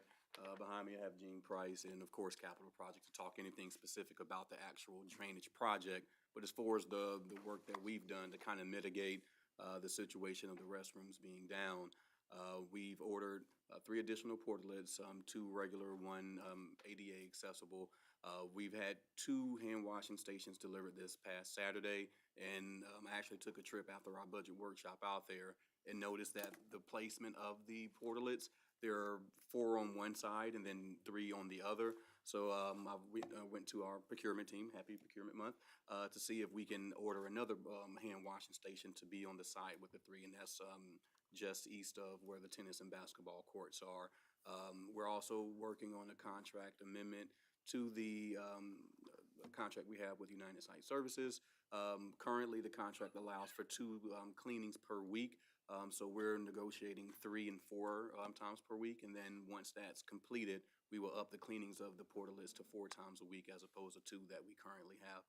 So we do hear the complaints. I received a lot and communicated back, and they were very grateful for the communication back and forth between the department and the community. So we hear you, and we're trying to work as fast as we can to mitigate those issues throughout the spring season, because spring season is spring baseball season. There's a lot of kids out there. So I want to say thank you to the Capital Projects team facilities. They're working on their end to see what they can do as far as the permanent restrooms, but we are listening, and we're trying to do the best we can throughout this time. Any other questions, ma'am? No, I appreciate you giving that update, and we appreciate the public's patience with us out there. It's going to be really nice. You're not going to have the bathroom problems you have, but it's going to take a little bit to get there, so thank you. Yes, ma'am. Madam Chair. Who else? Yep. Go ahead. I just want to say, thanks again to Richard and Courtney, especially. We've worked really hard on Eagle Harbor Parkway and Town Center Boulevard. Richard, you came up with about 12 different configurations of what we can do. And the toughest thing is, I think all the options that we've talked about have to do with diverting human behavior, right? The current structure of that intersection from an engineering perspective is safe, right? The thing that we're trying to mitigate is human behavior. And the only way for us to do that is to make everybody stop. And that's what we're going to do. So I just want to appreciate all that, and I think it's going to be the safest thing we can do, moving forward. So appreciate your help. Thank you. Go ahead. Richard, I'm looking at the photo of Live Oak Lane. Looks really straight and really long. How long is that straightaway? It is very straight, it is very long, and the last time our county manager rode it was with our congressman. It's really, really a lot smoother, Mr. Wanamaker. I mean, it was a sight to behold. We went to Veterans Park, and it had to have been a very difficult place to live, because especially with a drought like this, the ridges, the bumps they're magnified. I'm looking at the It's- sheriff's deputy or directors here. That's really a long straightaway, newly paved. Newly paved, it'll be smooth. It will be posted at 25 miles per hour. The posting at 25 miles an hour is basically because of the utilities. We have such a tight right-of-way there that the poles are so close that that's the highest safe speed limit that it's designed for. We would encourage strict enforcement of that from an engineering standpoint, and look forward to, it looks a lot different now. I gave Mr. Wanamaker some photos from this morning. The striping is in place, and it looks like a real road. Second comment I have, or question I have, is in the town of Orange Park, they created a boardwalk to connect Black Creek Trail basically with the bike trail on Dodgers Lake Drive. Correct. Now, part of that project, or at least coincident to that project, they concreted steps or something. And do you know what they did there? I'm not sure what they did, why they did it. but it will be removed. I It's, mean, uh, it makes no sense. But I what don't does know- what does make sense is in that they got their area correct. Yeah, right. And that's where we want to make our connection down, it connects to Milwaukee is the east-west road. That Dogwood, the right. boardwalk connects over to the Black Creek Trail. Right. We've already spoken with, the Public Works Director. Part of our Doctors Lake resurfacing project will be to put in a pedestrian crossing there. Right. We've still got to fix what happened. You just have to see it to believe it. It doesn't even look like steps. So like you're supposed to go on a bike on steps? Is that Oh, what- no, it's, Oh, okay. It's steps, you almost can't even walk all right, I across. don't even think a human, it's not a normal 7 inches high by 12 inches long. It's a challenge. It's kind of like one of those game shows, Survivor. Yeah.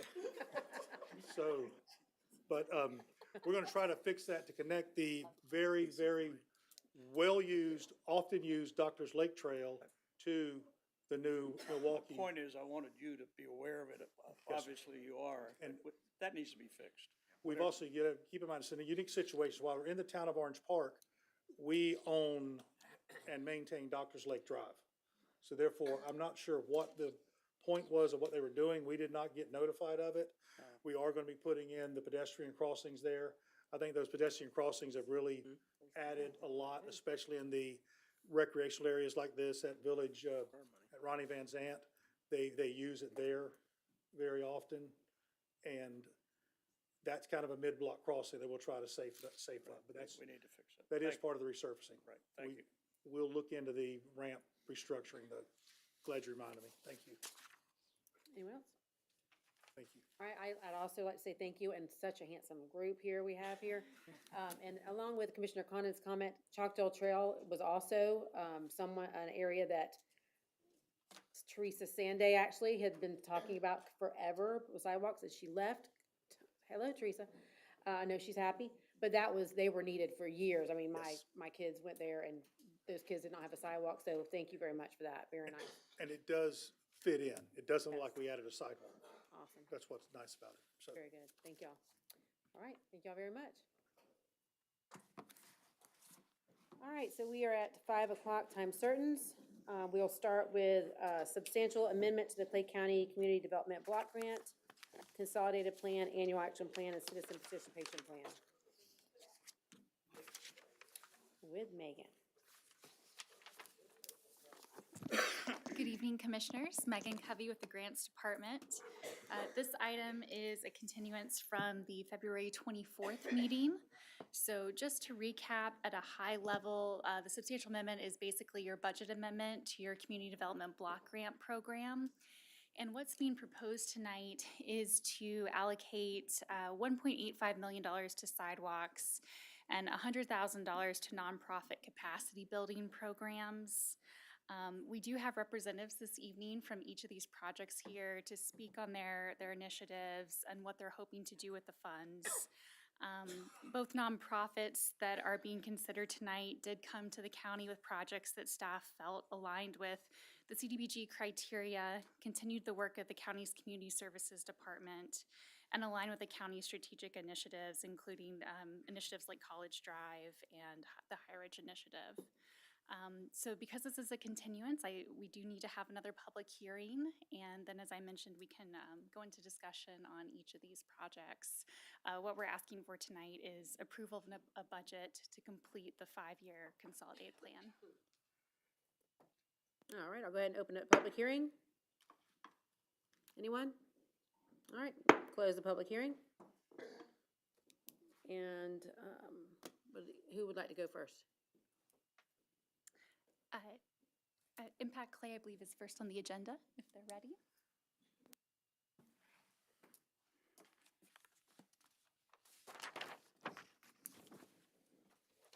Connie Thomas, CEO and President of Impact Clay. We have had the chance to sit with each one of you and talk about our upcoming project that we've had proposed. And I'm up here in case you have further questions about that. I think we're all in agreement, as I met with each one, is that we want to impact our citizens as much as possible. And that's exactly what we're trying to do, is step out of the pilot phase and move into the county-wide phase and give our citizens something that's extremely helpful in a time of need. Right now, we are on the pilot on the county website. So if you go to Community Services, you will see us there already. And we've had much success. And so we're excited to bring this out to the rest of our county and to the rest of the citizens so that they can truly be connected with resources. We have loaded in 149 nonprofits. We vet each one to make sure that they are truly nonprofits and that they're truly going to give the help to the citizens. We're finding out, of course, that there's way more need than we have nonprofits, but that's what we needed to know. So our back-end statistics that we're going to build is going to help nonprofits be able to go for more grants to help our citizens even further as time goes on, because they need to show where there's a gap in need to get more funding to be able to be there for our citizens. So we feel like what we have in place is going to be a really, really great thing, and we hope you'll approve it tonight. Any questions? Yes, I have a question, Connie. Sure. So, and maybe this is more of a Megan question. So the three monetary proposals are 1.8 million for sidewalks, 100,000 for nonprofit capacity building, and then 150,000 for administration. My questions are on the nonprofit capacity building and the administration. What are the differences between those and the intricacies? Sure. The administration are funds for BCC staff who spend time working on the administration of this grant. This year, the majority of those funds will be used to engage a third-party contractor to help us plan our next 5-year consolidated plan. Okay, so the administration part is the county? Correct. Okay. Yes. And then the non-capacity building, what will those $100,000 be used for? So that would be split between two pass-through funding agreements for each nonprofit. And I'll let Connie, if she would like to speak on how those funds would be used directly. Yes, so like I said, we'll be taking us out of the pilot program and bringing it to the county at large. So that would mean, setting up host sites in nonprofits that are serving our community so that they can train people to know that Linksey's right there and how to use Linksey. And Mercy has had Linksey on their website for a number of months now, and people are really enjoying the fact that they can go straight to Linksey rather than talk to somebody on the phone. Not everybody feels comfortable with that, but Mercy provides both answering on the phone and Linksey. But then I must say that those that answer the phone are now using Linksey to call up the services to be able to tell the people on the phone, where they would best fit them. So the money is definitely going to go to direct services to our community. It's not. I know we've been looking at it like it's administrative, but the truth is it's going straight to the citizens because we're going to help them get the appropriate help, and it'll be great help because, like I said, it's totally vetted. Just for the sake of the five of us, one of the things that I shared in my briefing with both non-for-profits is, as you all know, we have a lot of non-for-profits in Clay County. I personally, as being one singular commissioner, want to see those dollars go directly to the folks that need it. In the case of Linksey, from an infrastructure perspective, if we can use this money to spread out to the entire community in terms of, one of the things Connie said in my briefing was that nonprofits pay a usage fee for using the software. And for me, if that 100,000 or 50,000 or however was split, helped those other non-for-profits use the software, which then in turn helps the citizens, that's something I'm in favor of. That's something that I can support. That's helping a lot of people with an amount of money. What I can't support is funding the FTE or the manpower of the non-for-profit. I believe that's, that in the nonprofit world, when the mission's really good, you're going to find people that support it, and those people will continue to fund it. So that's where I just need clarification before any kind of vote as to how the restrictions on the money, because if it's FTE, I can't support it. But if it's for the infrastructure of going straight to the community, that's something that I can get behind. And to clarify, that $100,000, the intent is to split it equally between the two. Gotcha. Yes. Anyone else? Yeah, I have a follow-up, because Connie, I am looking for clarification here. Our conversation went a little differently than that, in that you shared with me that those funds would be allocated to industry leaders who would help facilitate the work. So it sounded more like you kept saying to me, and Michelle also was saying to me, that you guys would need to bring in professionals to assist. So help me understand how those two things are the same. So to be able to take it county-wide, we have to have contracts with each one of our host sites. And so that's that's where we're talking about bringing in professionals to help us with those contracts. So anybody who hosts Linksea has to have a contract, just like we have a contract right now with the county that Courtney had to go through and that our attorney had to go through, and we make sure it matched and make sure that we were crossing all our T's before Linksea was put on the county website. And that took a number of weeks for that to happen. So that's the same kind of thing we're going to have to do to make sure that anybody who hosts Linksea throughout we have it done right. So said another way, you're hiring service providers to, what I'm looking to clarify for the public is what we discussed at length at the last meeting, and that we were uncomfortable with allocating these resources to people, right? It became very apparent in our discussion that these funds would be used for personnel. And in a roundabout way, you're saying the same thing, that it's going to personnel. It's just that it's being allocated to service providers. So like in my meeting, it kept coming up, well, we need to hire lawyers. We need to hire lawyers to do this, that, and the third. So I guess if the distinction that's being made tonight is that those funds are not going to directly to impact Clay to hire folks within the organization, then I think that that would be useful to know, but also to underscore that you're still using that money on people. You've slated it. You've given those people a name. Yes, yes. I mean, you know, the function of Linksea is to give AI guardrails to make it safe for our community to use. And so we want to make that safe. And so we're going to hire whoever's needed to make that safe for our community, if that makes sense.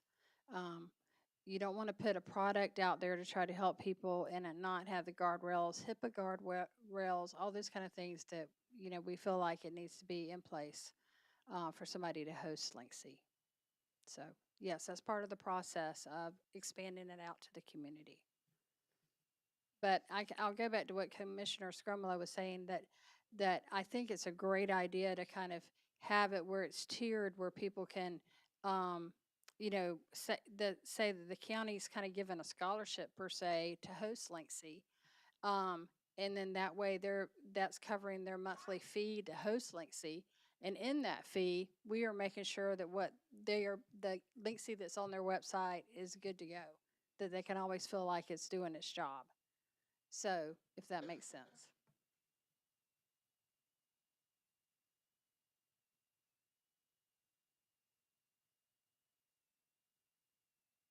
Anybody else? Yeah, Connie. Now, my conversation, I thought we were facilitating our member nonprofits to be participate in the Linksea connectivity to, you know, connecting resource with requirement. Exactly. I'm a little bit, and then I think I heard we're going from a beta version or to a more final version of Linksy. And quite honestly, I have great faith in Brian Knight to come up with a product that's world-class. Yes. The other component to this whole discussion is these are 3 focal areas that the commission has asked staff to look into, both the High Ridge CD College Drive and also Wells Road. So we kind of focusing some resources to those projects as a commission requested maybe 2-3 years ago, which I think we ought to relook at that given the fiscal restraints we're under in a few, or perceived fiscal restraints we're going to have in the future. But anyway, I looked at this and I think this part I can support simply because it is one of our focal areas. And like I said, I have great faith in Brian Knight that he's going to come up with a great product that I think we'll be proud of. And it'll provide tangential support to the high needs population that we all have in all our districts. So anyway, those are my thoughts. For staff, if this project is approved tonight, I think we do need some direction on what the board is most comfortable with putting in the funding agreement. If staff, consultants, or, licenses for the nonprofits, just if you have any, final comments on that, we would need to know that before we pass through funds. Are we at discussion, or are we going to hear more? Or, I don't have questions for Connie, but I had. Well, we're going to go to the next one. I had input for what was said, but I can wait. You want to just do that after she's done, and we can start that, do that? Okay, let's do that. Connie, you can say. I'm done. You're done.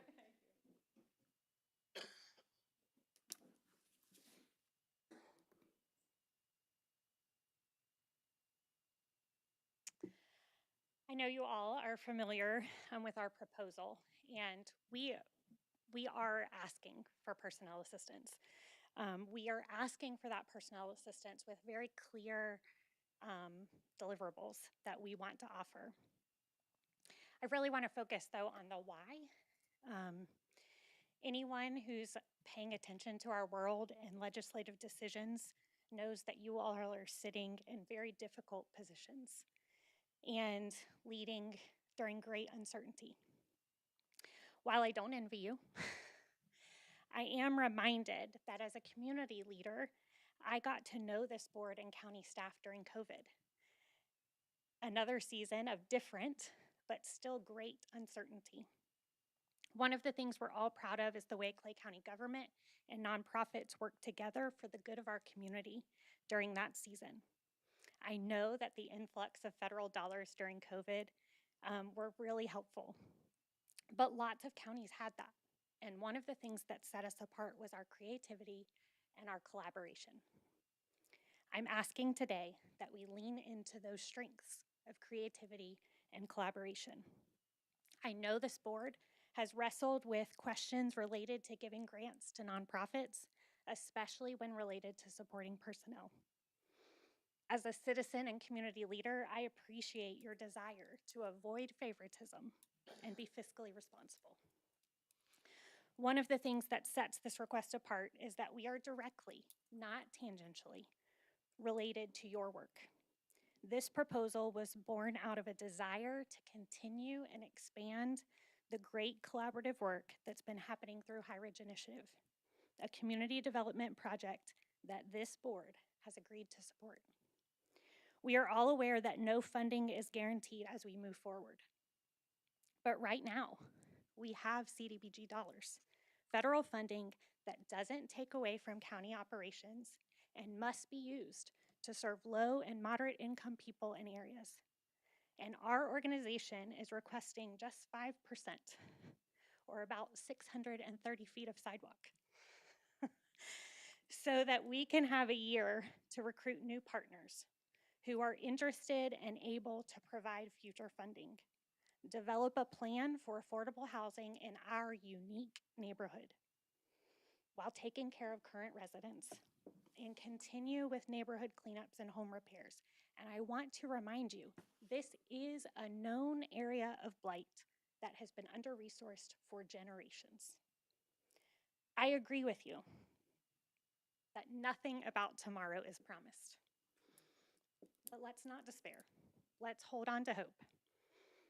At Mission, where I pastor, we believe in mutual aid, which operates on solidarity, not charity. So we often say, take what you need, give what you can. We have been a good partner, giving ideas, time, energy, money to remove nearly 60 tons of trash from the neighborhood and provide over 60 home repairs since 2022, including restoring running water to a number of homes. In addition to running a community and resource center in Keystone Heights, 4 days a week. I've shared what we need and some of what we have contributed to our mutual goals, and I'd ask commissioners that you give what you can so that we can stand together and continue to do the good work for our community and our county. Happy to answer questions.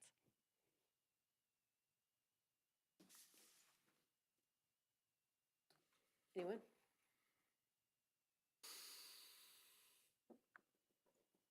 Thank you. All right, I'll bring it back to the board for discussion. Commissioner Condon? Sure, I'll start. So, and I think that Commissioner Reniger hit on it, but, you know, we adopted the initiatives, and we actually, I think, have four. We have the College Drive Initiative, the High Ridge Initiative, the Gateway to Clay, Wells Road Initiative, and then the Blanding Boulevard Revitalization, which hasn't had a lot of work done on it yet, but I think that I'll save my comment on that for a minute. But College Drive Initiative and High Ridge Initiative both grew out of grassroots efforts with the citizens, where they came to us and put this together. Both have looked a little bit different in front of our board. We've been able to utilize different monies, but we did the ULI study, the urban, I forget what that Land Institute, the Urban Land Institute did reports on these. In fact, they did reports on all four initiatives, and these initiatives are now in our strategic plan. And so speaking specifically of the High Ridge Initiative, the ULI report directed or recommended that the county partner with a nonprofit directly to continue the work that needed to go on in there. And so what I saw this as, and I apologize for not being at our last meeting to participate in your conversation about it, but I watched it. So what I would say is this is a creative way to move forward with the recommendations that the ULI study gave us, the experts gave us. I had concerns. You know, we chose to support the county manager in eliminating the Community and Social Services Department last year, but the work is still needed just because the department is gone, and we were able to I guess farm out some of those things to other people. So and the reason I said hold on the Blanding Boulevard, I see some of this as could be a framework or a pilot for future projects that are not College Drive Initiative or High Ridge Initiative. And so that's where I think that Blanding Boulevard Revitalization and Gateway to Clay could benefit from this in a different way, but in the same model going forward. To your point, Commissioner Scrumlow, I was the first one screaming about not funding nonprofits, and I agree completely. I think from general fund dollars that we just can't do that anymore. And I don't remember if this happened before you came. Meeting, yeah. Yeah, so I couldn't remember when it happened, but I was shocked when we had a nonprofit come up and say some 20, 25 years that they had been funded in part by the county. I agree with you. I don't think that's, and where I think this sets apart is that these are the chosen initiatives until our board changes that. And And I think that that is a worthwhile conversation. If we want to move on from these initiatives, that's a different conversation. But that's why I would like to support it. So with that, I'll make the motion to approve the consolidated annual action plan.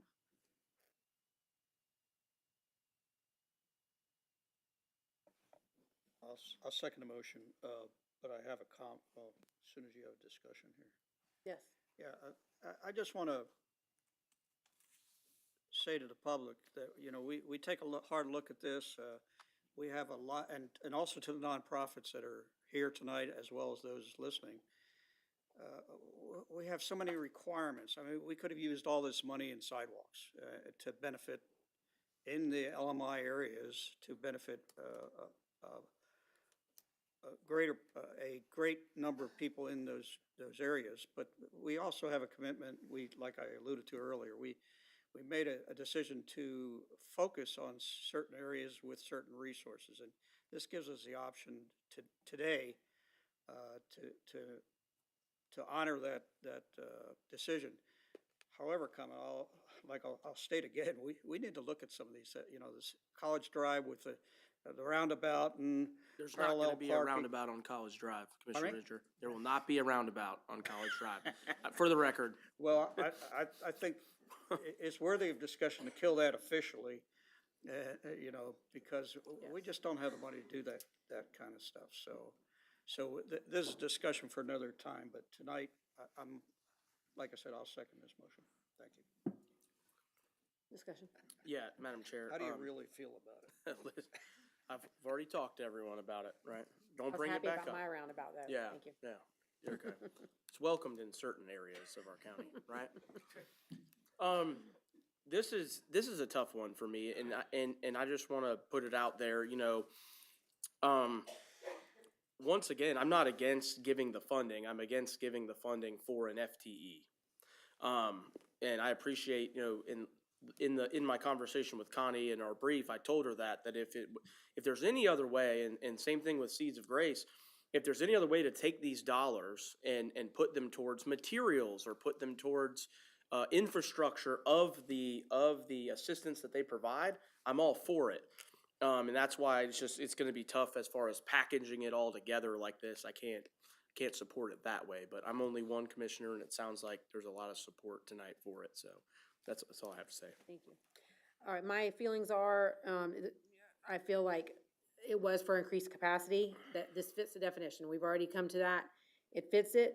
Why, I don't know why we're criticizing or why we're gonna say that. And I own a business, we deal with a budget.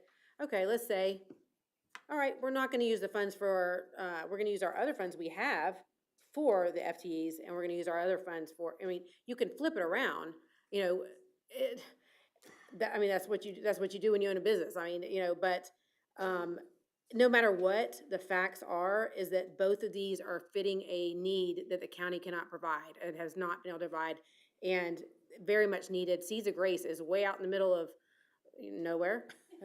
Sorry. And a lot of people don't want to go out there. I mean, Habitat has a problem going out there, and, you know, so it's very much needed. I took my daughters out there and worked on a Saturday, and my gosh, praise you. Like, that's rough out there, you know, what you're doing. And Impact Clay, again, is something that is very much needed.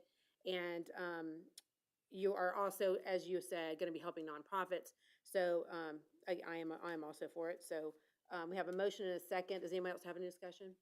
Just a comment. I appreciate both of the ladies hopping on a follow-up call afterwards. I'm similarly situated with what Commissioner Skromolo said, because I think it's to position it this way, we're being asked tonight to walk back, at least on one of these, outright the conversations and the position we took last month, or the last meeting rather. And so for me, I can respect Commissioner Burke's point in that the funds have to be allocated some way. I run a firm. I have employees. I know what it is to say, hey, like, and believe you me, personnel is the most expensive part of running a company. And I'm not saying that either one of these organizations did something improper. And I want to highlight that tonight, like I did at the last meeting. If the request from them is broad and they come back to us with the most expensive aspect of what they do, they did not overstep. I'm not saying they overstepped. What I'm saying is because it was broad in the first instance, that request being what it was is what makes me a little uncomfortable in light of how we have had to manage things at the county level. If you're talking about personnel, we have made very strong decisions about personnel here at the county level. And I'm not going to, let me say it this way. If the conversations that happened subsequently had shifted such that those resources were going specifically to services. And I saw at least one of the orgs make that pivot in a way, very creative, I must say, but I just cannot be inconsistent with decisions that I've made on the county level concerning personnel. And I appreciate even our team wanting to work with our nonprofits. And we've supported nonprofits. The commission has been good about that. As difficult as this has been, I think it's critically important as one commissioner to be consistent. Just in this way, it's consistent. I don't fault anybody for giving us their best, and that's what you did. But I can't be double-minded about this. And so for me, if it were positioned differently, maybe I would have come to, and we haven't even talked about sidewalks, so I'm assuming then that the motion for this is that we're agreeing with the allocation shifting to sidewalks, also the 1.8 complete. Yes, Okay. and our county engineer is here if you have questions on sidewalks, but otherwise, yes, it would Right, be so combined. the motion and the second as it's presented is all three of those things, right? Okay, yeah, so, yeah, thanks again, ladies, both of you were and Michelle, I see you back there, were very candid with me in our meetings. But for the sake of moving this forward, I can't do it. I can't do it. I hope you can respect that. Thank you. Okay, so we have a motion and a second.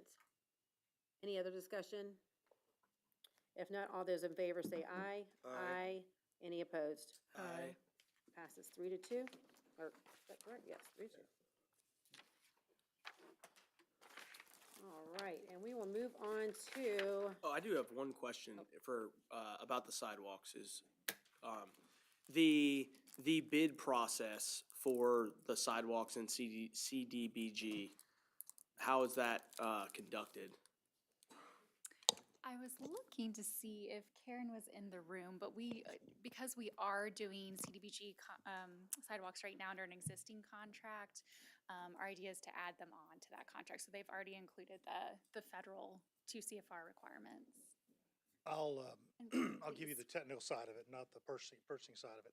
Technically, there was a bid package that had, since it's federal money, federal grant, there had to be certain insurances and other contractor responsibilities. So the sidewalks that were originally in the original package included Logan Avenue, Choctaw Trail, the Blue Jay Mallard, and three or four others. Those were procured through those processes at the purchasing department, and one contractor won them. And it was on a unit price basis. So therefore, when we go and say, we're gonna do this sidewalk, that's this long, actually the next sidewalk we bid for them, we had a full set of plans to do. So that's part of what's coming up. So that's how they got it. They were procured using federal guidelines, the contractor was. We don't really have the benefit of a lot of time to go do that again in the length of time this money has to be spent. Perfect. No, and that's a good explanation. I had a resident reach out and ask about the $600,000 for 3,500 feet of sidewalk, and it was bidded out, where there was 4 bids returned, and it was on a per unit basis. So yeah, that's, it was bidded out, and it was a pretty competitive bid as well. That particular project was also bid earlier as part of a larger bonded transportation project. And that portion of it came back at over double the price of what we're paying in the CDBG grant fund. So we feel like we're getting a competitive number for that particularly. Got it. Thanks. So- We're good. Oh, Karen, Karen is here, ma'am. Yeah, I'm good.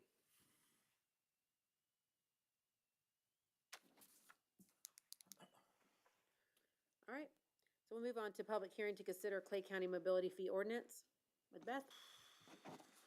Good afternoon, Beth Carson, Director of Planning and Zoning. I don't know if you can hear me. For your consideration today is the draft mobility fee report as well as the proposed fees. Joining us from the county team is Richard Smith, the Director of Engineering, and Laura Hanson, the Impact Fee Coordinator. And we'll have a presentation today by our consultants that have helped us with this project. Remotely, we have Jonathan Slason from RSG, who will join us in a couple of minutes. And in the room, we have Jeanette Burke from GFT, and she'll go ahead and begin the presentation. Yeah, good evening. Thank you so much for the opportunity to bring you the Clay County Mobility Plan update. We were here previously on November 25th, where we presented this plan to you. We've had several meetings throughout the last year. Like I said, we've met with you on November 25th. We've had many stakeholder meetings, and we've had great participation from the stakeholders. And we really appreciated the input from the commissioners and the stakeholders throughout this process. So a mobility fee is really a method to enable the county to to obtain funding to pay for infrastructure as it relates to new development. So that's what this process allows us to do. And we use the methodology where you can actually analyze where the impact is, and that the people that benefit from the project are actually the ones that have where the development has taken place. We did that through a modeling process that we explained to you last time around. So I'm not going to go into the technical again, unless you would like to. I'm very passionate about it, but this time around, it's the same as last time. The only thing that changed was really the district boundaries. For Lake Ashbury, we adjusted the boundaries to better reflect the development patterns in that district. So that changed some of the calculations. But if you go and look at the process that we've used, it's the same. We look at the district travel patterns. We analyze that through this model. We calculate the fees based on the land use in that area, and we come up with a net fee. And Jonathan will go through that process and show you what actually changed. We do this with person trips instead of vehicle trips. The mobility plan allows you to also fund sidewalks and transit hubs, mobility hubs. So that's why we are analyzing it by person trips and not vehicle trips. And we also, let's see, where are we on the next one? We calculated the cost by the different mobility districts. And that's what you're seeing here. We're showing the vehicle miles traveled, and we also show the person miles traveled per district, the change between the 2 time points that we analyzed, which is 2024 and 2045. So with that, we were going to jump into what projects are included into the mobility fee plan. We had some changes. I don't know if you want to go over those changes, but Richard is here from the county to discuss some of those details. We have a whole list in this presentation that shows you the cost, the length, and all the calculations associated with those districts, with those projects, and not only roadway projects, but we also have trail projects, and we have transit projects, and the transit projects came from the JTA. With that, I'm going to hand it over to Jonathan to go over the cost calculations as they relate to the cost that we calculated by mode, by district, as shown in this slide. Chair, may I ask a question first? My question's probably more for you, Beth, than our presenters. And my question is about recreational homes, because I didn't think that you could live in a recreational vehicle legally in Clay County. So I was wondering why that's on our land use categories. We have it because it can be a second home for a development that's recently come into the community where they have RV, they're selling lots where they can have RVs as So- well as, they can have little cottages out there, so This, that's a that second specific home. location? Yes. And so it's limited to that and not anywhere else? We may have included it through, in all the districts because there may be development in the future of others. Of those kind of facilities. So can you, like the one that they used to come and talk to us all the time, the one down on South on 17, can you live there full-time?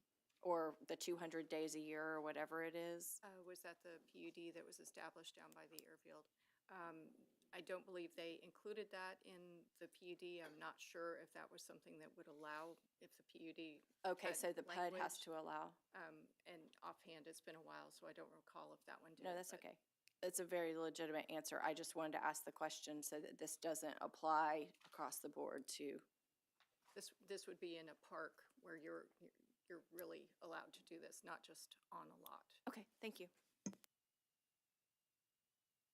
Great. Thank you, Jeanette, and thank you, commissioners. My name is Jonathan Slayson. I've been assisting as a sub-consultant on this effort.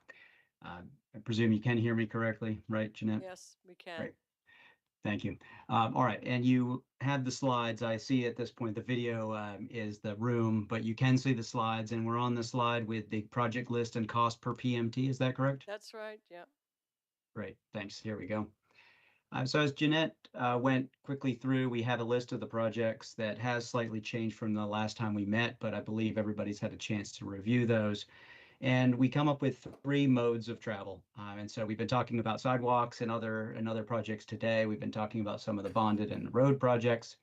At this point, we have a forecast anticipated to fund $518 million of roadway infrastructure. Those are complete roadway designs per FDOT unit costs that Richard has been helping us identify that list and the unit cost for those. So we've used standardized costs, and the list of projects shows the locations and the lengths of those projects throughout the county. So we have $518 million of highway infrastructure. We've got about $16 million of different bike and ped projects, and then $15 million across 3 different transit hubs.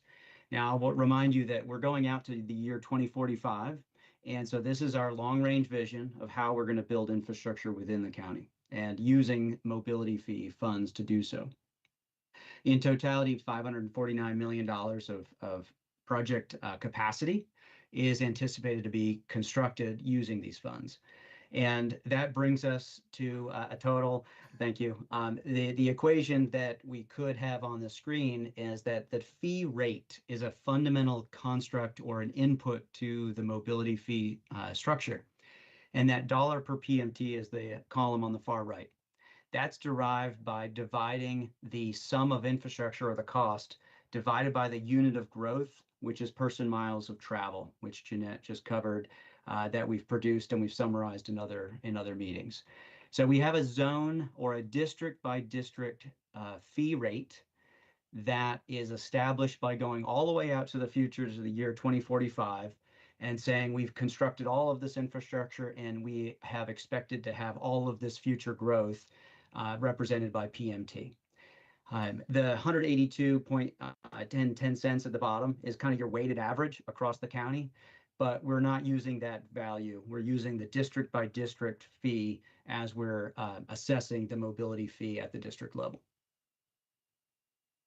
We'll go to the next slide, and happy to take questions, but I know we want to maybe get through a couple more slides and then we can have a discussion. So next slide, please. Once the next slide shows up on the mobility fee rate, it has 5 columns on it, and we have how we are incrementally moving toward that future vision. This mobility fee, I think we're going to back up just one. Sorry, I'm watching the YouTube live, so apologies if I'm not staying up to speed. The table that I want to discuss has the different fee values. So back up one No, more. we're on the right one Just right now, Jonathan. We're good. what's that?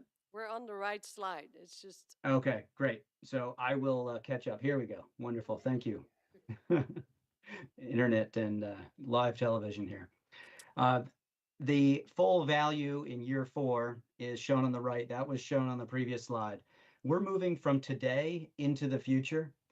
And the recent statute changes that we are complying with had us limit how we can increase over this period of time that the mobility fee is designed for. So we have an incremental change moving toward capped at a 50% increase relative to where we are today. We've used this per our understanding of the statute by saying we have a fee rate that's going from today in the far left column to the far future in the right. So over the next few years, we've got some subsequent slides to discuss this. Over the next few years, we will be incrementally increasing the mobility fee across each of these districts up to that statute limitation of that 50% increase. So this is a fundamental just piece that we're making sure you're aware of as we're building out the fee structure. So next slide, please, is the equation. This brings us into how the mobility fee is calculated at the individual land use level. We have this information that's available that the fee rate that was shown on the previous slide is just one component. We have these other pieces of the component, namely these trip rates, trip lengths, percentage of new trips, double counting factors, and local proportion factors. These are all aspects that are largely outside of our control. Fundamentally, what's in our control is how much infrastructure do we need to build and how much growth do we expect. That's the land use changes. All of these components that are on the slide are given to us either by reference manuals or by the modeling that has been done that accounts for the various travel behaviors and how they vary throughout the county within each of the districts.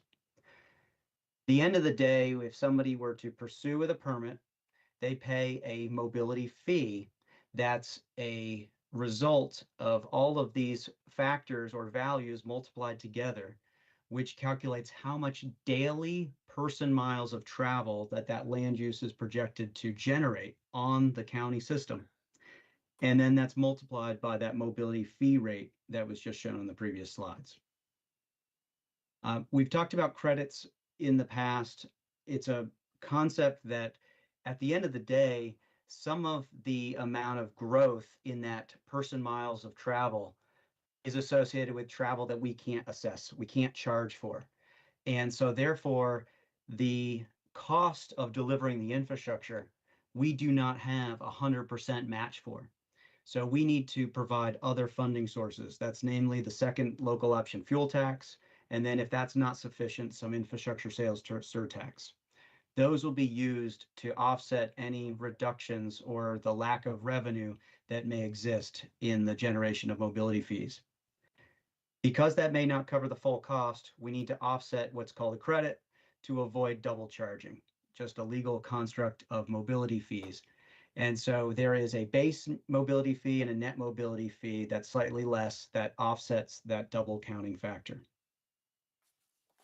Now, all of this has been really important kind of background to the function and the design of the mobility fees. But moving to the next slide, we need to move forward into accounting of how we're recommending the fee be adopted.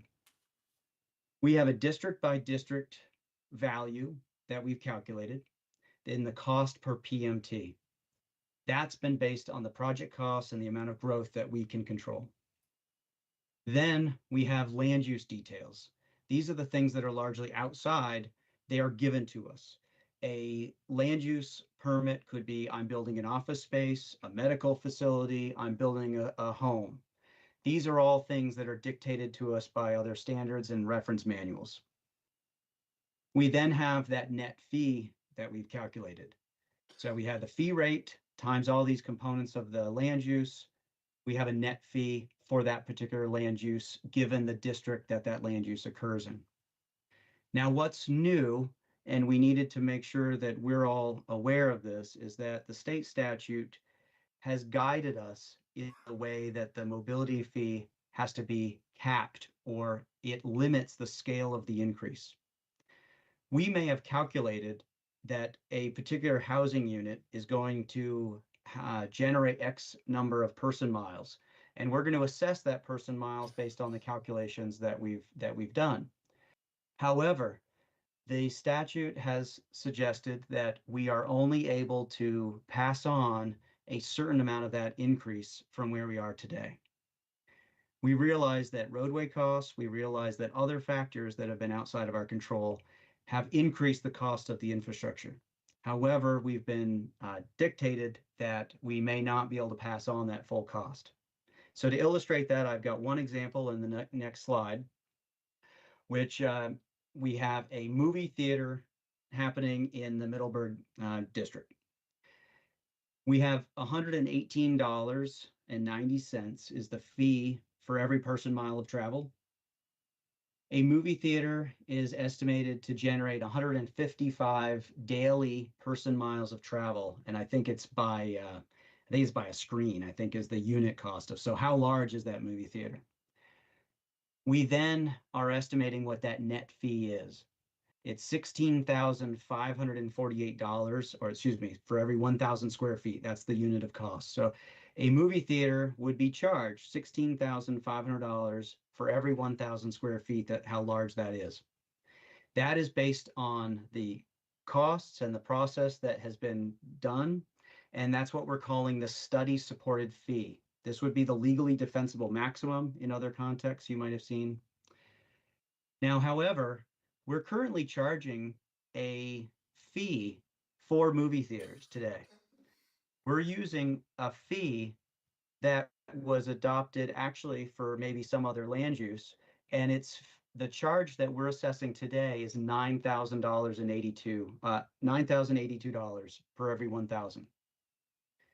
So the statute says we can increase from 50% from where we are today, which is 13,623.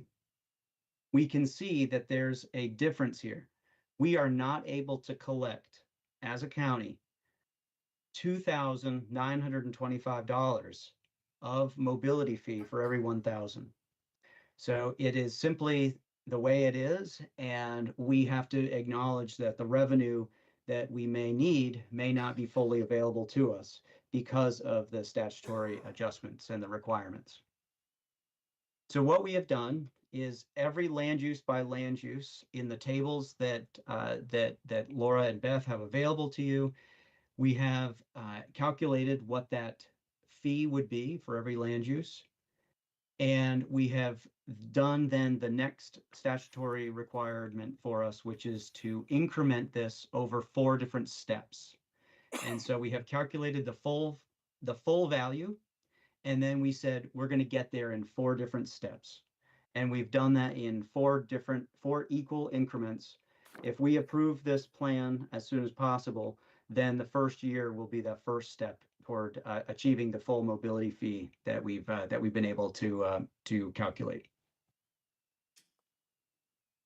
If we go to the next slide, that will be setting out what I just described verbally. And then I have one slide that asks a bit of rhetorical questions here to say, why did this happen? Why do we have a cap? And then some recommendations for moving forward. And then we'll take some Q&A. So apologies if there were some questions there. I moved pretty quick. So we'll go to just the next slide. I see the setting the fee schedule. We'll go to the next slide, which is why did this happen? So in brief, some of the land uses, just like I mentioned, the movie theater is a perfect example. The movie theater, we've been assessing using a shopping center trip rate. That shopping center trip rate may not fully be accurate for actually what a movie theater produces. We did this to ease the actual burden of administering this mobility fee by using some broad land use categories. Many communities have done this in the past. We've grouped many different commercial and retail uses. We may not appreciate the full differences between those land uses. Now, because of the statute limitations, we may not now have the ability to fully reflect the different levels of trip intensity or impact on the network that we may have otherwise, in hindsight, we might have had more land use codes, for example. So those statute changes have limited how our annual escalations look, and that they limit the amount of fee that we can impose based on that 50% cap. So going forward, we would be monitoring our revenue, seeing how well we are meeting our needs relative to the cost of the infrastructure. We have to be prepared that we can increase the fees again in 5 years after another study like this. However, we can again try to evaluate the true needs of our infrastructure. We'll understand the costs of infrastructure. Hopefully, we won't be experiencing as much inflation over the next 5 years as we had seen over the previous 5 years. Most likely, we'll be requiring phasing in again, and so that will also affect revenue because the first year is not the full calculation of fees. So we have proposed here going forward that at this point, we have, I think, fees that comply with the statute and the requirements and the restrictions that we now have imposed. And we have a fee schedule that lays out the various fees by district for the land use codes that the county is recommending that we assess. And the fee is now fixed for the coming 4 increments of years that these fees will be in effect. So with that, I will turn it over to Jeanette and Beth in the room, and happy to take any questions. Are there any questions? I'll just wait. Nope, no questions. I think we're good. Thank you. Thank you. So additionally, there are some ordinance amendments that I wanted to present to you very briefly. The first is that we would remove the 5-year limitation for existing structures. Typically, what we do now under the ordinance is we look back for the prior use 5 years ago and base our assessment on that use. The next thing is removal of section 3.03C, which was where subsidies were provided in the past. We're removing that. We're not continuing with that. The next section is add projects of significant economic or community impact. This would work similar to your, just lost it, the program that you have now where if a project provides community impact, they could come before you and you could consider as a body waiving their fees. The next one is clarifying exemptions for government buildings, facilities, and schools, followed by removing moderate income from housing deferral eligibility. We will still have the extremely low, very low, and low will be eligible for deferral, but we're removing the moderate. And there is clarification of mobility fee credit agreements. They will continue on as they are agreements that are already in place can continue on. And Courtney can explain that one a little bit better if you have some questions on that one. And there will not be any fee rate adjustment because it is phased in over the next 4 years. So the current program required escalation every year.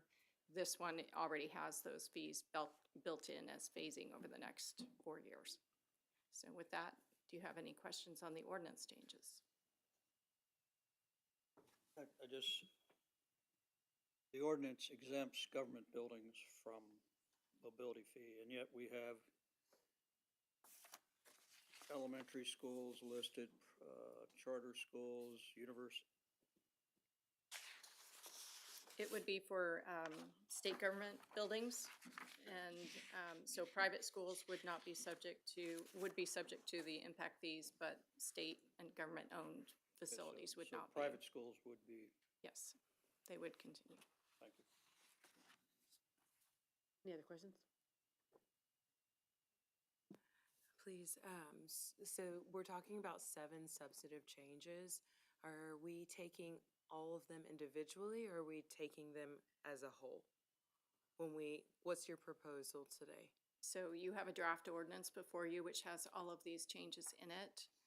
If there was a change that you were not interested in, you could, I would assume, exempt that if you, as a body, decided that was what you wanted to do. Okay.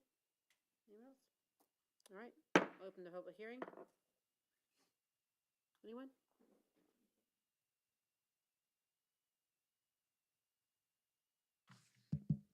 Good afternoon, Commissioners. Steve Van Bloom, my address is in the Cameron Oaks neighborhood. Forgive me for asking elementary questions, because this is the first time I've heard this. I haven't been involved with the other meetings and regarding the subject, so I beg your forgiveness for some of the questions I'm going to bring on. I understand that certain properties are going to be based off certain rates. Now, the question I have is, if there's a change in a property, we'll use a home for example. Sometimes you have families grow over the years. You have, say for example, if you have children, or like 3 children who are elementary age, and then they grow up, they start driving now. You're going to have more mobility around mobility usage around the county. So will that be added to a household? That I can imagine the impact that would be kind of catastrophic. Like all of a sudden I owe all this extra money for more mobility usage. Second question is also if using a home property. Say if I owned a 5-acre lot, I have one house on there. Say if I want to build another building or maybe extend my home in larger size, now that could potentially add more people to the home, the residence. Now, will I be expected as a property owner to have to pay additional fees and on this? I don't know if this is something that's been publicly advertised, but if we're going to be adding more taxes on the population, I think that there would be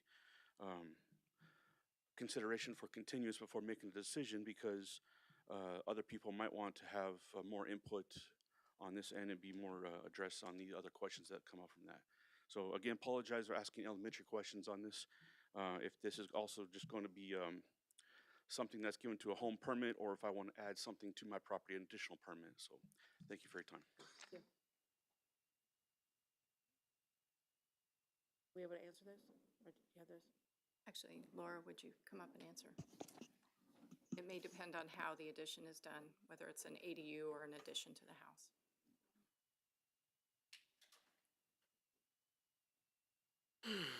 Laura Hanson, Impact Fee Coordinator. It really depends on what is being proposed. Let's say there's a house there, he wants to add on to that. Depending on the addition, they may be assessed impact fees. If they're adding another dwelling, very similar to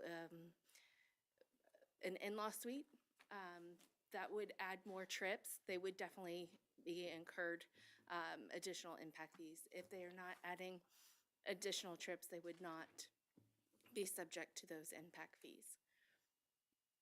And then his question about, what about if the kids grow up? Are we accounting for that? Or? So if, kind of like that in-law suite, if it's attached, and there's more trips, that will generate.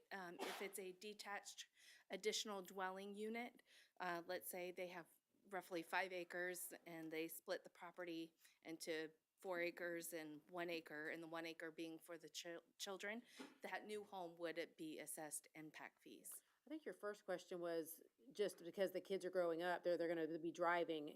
It wasn't the first question was not adding another structure, was it? It's not an annual fee; it's a one-time fee. Yeah. No, that was just a question that came off the top. We're adding more residents to a single property, so not necessarily changing. Has to do with structure. So you only get the one-time fee when the structure is built. I'm sorry, say it one more time. You only get the one-time fee when the structure is built, unless you add another one. Okay, so the chart that had the multiple years on there. So if I build a home, I'm gonna be paying fees on it for 5 years. Is that? No, at that moment in time, a one-time fee. One-time fee. I see. Okay, thank you. Yeah, good questions. No, it's, yeah. And I, not to add any extra criticism, when I got, the reason my motivation to stand up here and ask these questions is this sounds a lot like something that they do in California and New York, where we're kind of going into what people's personal lives are driving around. So, but if it's just construction fees, then I guess that makes more sense. Thank you. Yeah, and maybe we need to clarify that for houses that exist now, there is no new impact fee. It is only when you expand or add an ADU. So you would not be paying fees right now, only if you expanded. Yeah, I want to challenge the ADU legality. I mean, the state law just changed where you can put an ADU anywhere, even in somebody's front yard. And that's news to me, that if you build an ADU, you have to pay impact fees or you have to pay mobility fees. And that changes my whole perspective on it. Because what do we always hear? We want the new people to pay for the infrastructure. Putting on an ADU so that my, however year old mother could come and live with me is not adding more trips to my house, because most likely she can't drive. I mean, that's why she's coming to live with me and wants some independence. And so that changes everything for me. Because, and y'all have heard me say this in the past, this ordinance negatively impacts my district more than any other. Because we take up half the geographic land of the county, but I have the people who have land that do an air split, and they have to write a check before they can get their power pole. They have to write a check for $20,000 to the county to pay their impact and mobility fees. This is not like the builder putting it into the mortgage. I mean, most of the people in like Asbury, Green Cove, over in your district, Commissioner Compare, in that area where the Two Creeks, I guess that's still Oak Leaf and all that, where they're developing, it's in the cost of the land. The builder's putting it in there. They never see it. But that's not what happens in my district. In my district, I had a conversation last night with actually a former commissioner who he has 110 acres. He wants to build his daughter a house on his land. And he's gonna have to write a check for $20,000 to the county to get his power pole. So when I say that this is a concern of my constituents, it's a real challenge. But overwhelmingly, I usually hear people in our district say, as long as the new people are paying for the new stuff, that I can get on board with that, right? Adding capacity to roads and those kinds of things. But when you add in an ADU, that's a game changer. I didn't know that. I'm glad you asked the question, Steve. Is there a way to take that out of the ordinance? I mean, you can certainly try and do an exemption if you want, but the county would have to subsidize it. I mean, it just specifically, I don't know with the new statute that you referenced, I mean, does it provide in there? I mean, sometimes, like for affordable housing, it specifically provides that we don't have to subsidize it. But I don't know, has it already been signed by the governor? I thought so, but I'm not positive, Courtney, I'm sorry. Okay, no, I just would have to look at that. If it provides for that, and it specifically provides that you can exempt it and it doesn't require us to subsidize it, then we can certainly make that change. But it's always been in our mobility fee and our impact fee that whether it's an alteration, expansion, or replacement of a building or dwelling unit, or the construction of an accessory building or structure.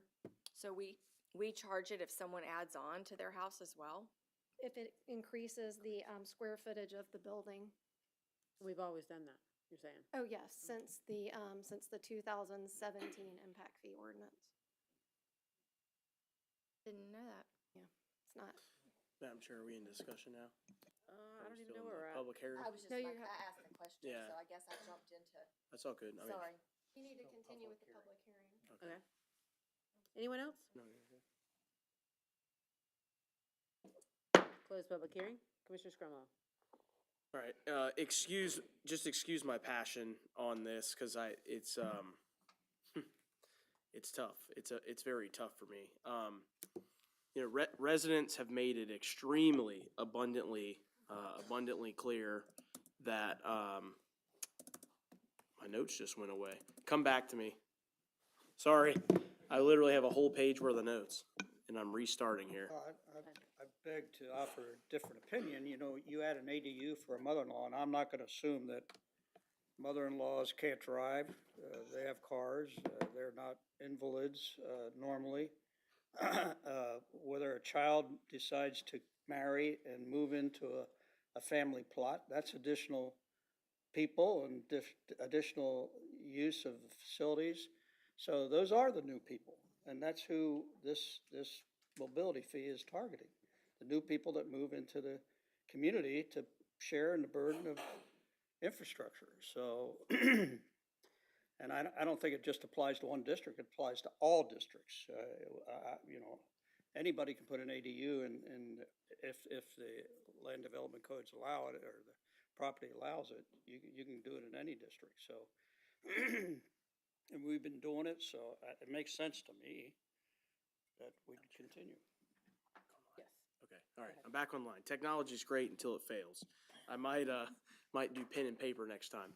So, and I have some notes on this whole agenda item. So, you know, first and foremost, residents have made it abundantly clear that new development should be funding itself, and growth should never come at the expense of people who are already living here. And I could not agree with them more.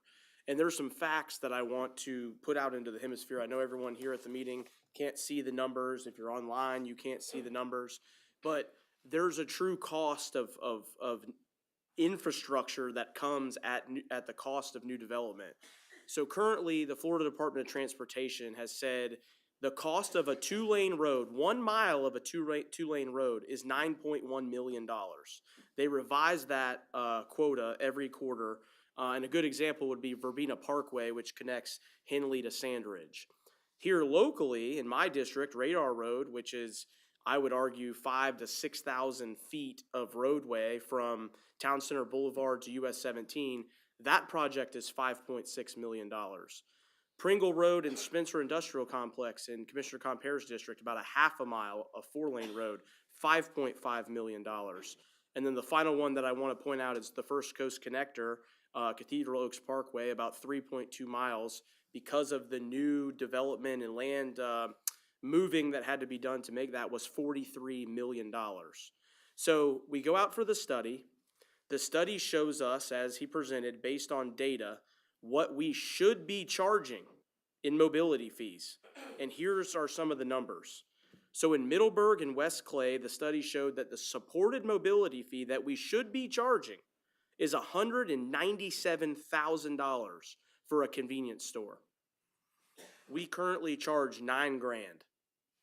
And tonight's proposal says we can only move it to $13,000. In Orange Park, Lakeside, and Fleming Island, the study says we should be charging $13,000 for everyone's favorite thing, a car wash. We're currently only charging $1,200, and because of the state statute, we can only go to $1,800. Okay, but more, and then the last two are just, it makes you want to hurl. Lake Asbury and Green Cove, the study supports $293,000 for a fast food restaurant. We only charge $20,000, and tonight we can only move it to $30,000 because of the statute. There's also one for a, I believe it's a gas station or fast food.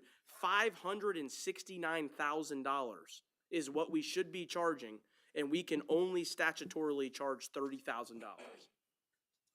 How is that putting people that live here first? And like I said, it makes me sick to my stomach.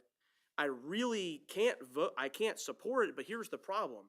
Not supporting it keeps our fees exactly where they are, which inversely puts the payments back on the people that already live here. I said this morning in the budget workshop, we've got to find ways to increase revenues for this community. And doing this puts it on people that are building new development. You know, I want to commend staff. I requested a lot of data in this process, and I appreciate everything that they were able to put together for me. Just for a bigger picture, there is a local jurisdiction that's currently in a lawsuit with the state because they went out on a limb and went over the 50% statutory requirement.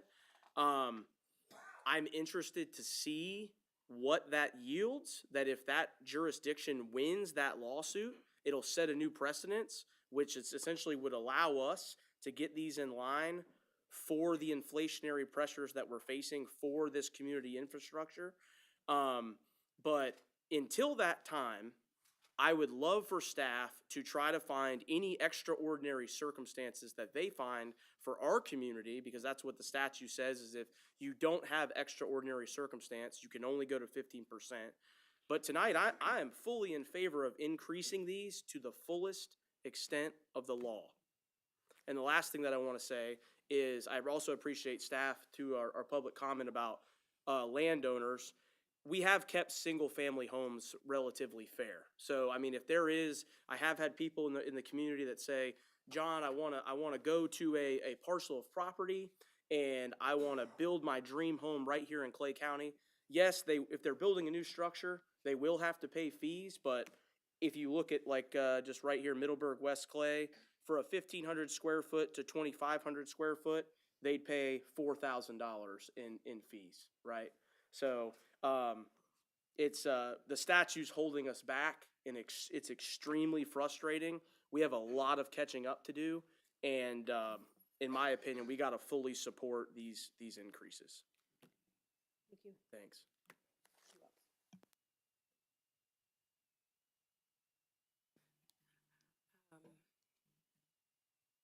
Okay, so at the risk of staff just feeling a certain way about this, would you mind, Beth, bringing up the slideshow that you presented to us a little bit earlier, the one from this presentation? I wanted to, pardon?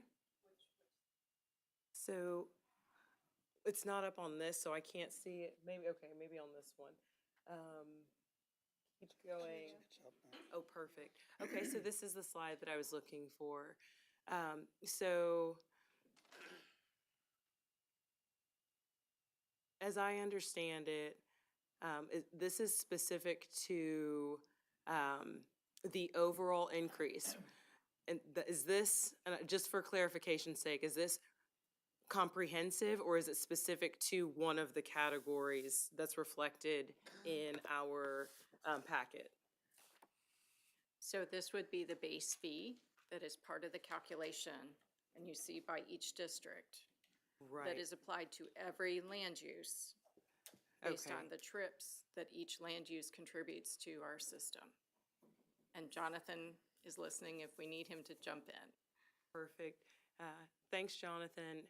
So if we looked at the Brandonfield and Oakleaf one, specific to District 2, one of the things that caught my attention in our presentation is that because these are not a one-to-one, where District 2 is not just District 2, it was one of the comments that Commissioner Condon made about switching the map a little bit so that it would reflect more commensurate with the districts. What I found to be interesting about mine is that there are major projects in my district, specific to District 2 and the mobility fee study, which means that when we talk about equity, which I think is what you're getting at, is that over the course of time, the new residents have to shoulder their share. The problem that this presents for me is that I've got in my mobility fee district large projects. So what it seems to me like, in one way, we're looking to mitigate and correct adjustments that have not been made over the course of time. But for my district in particular, it seems to me as an overburdening.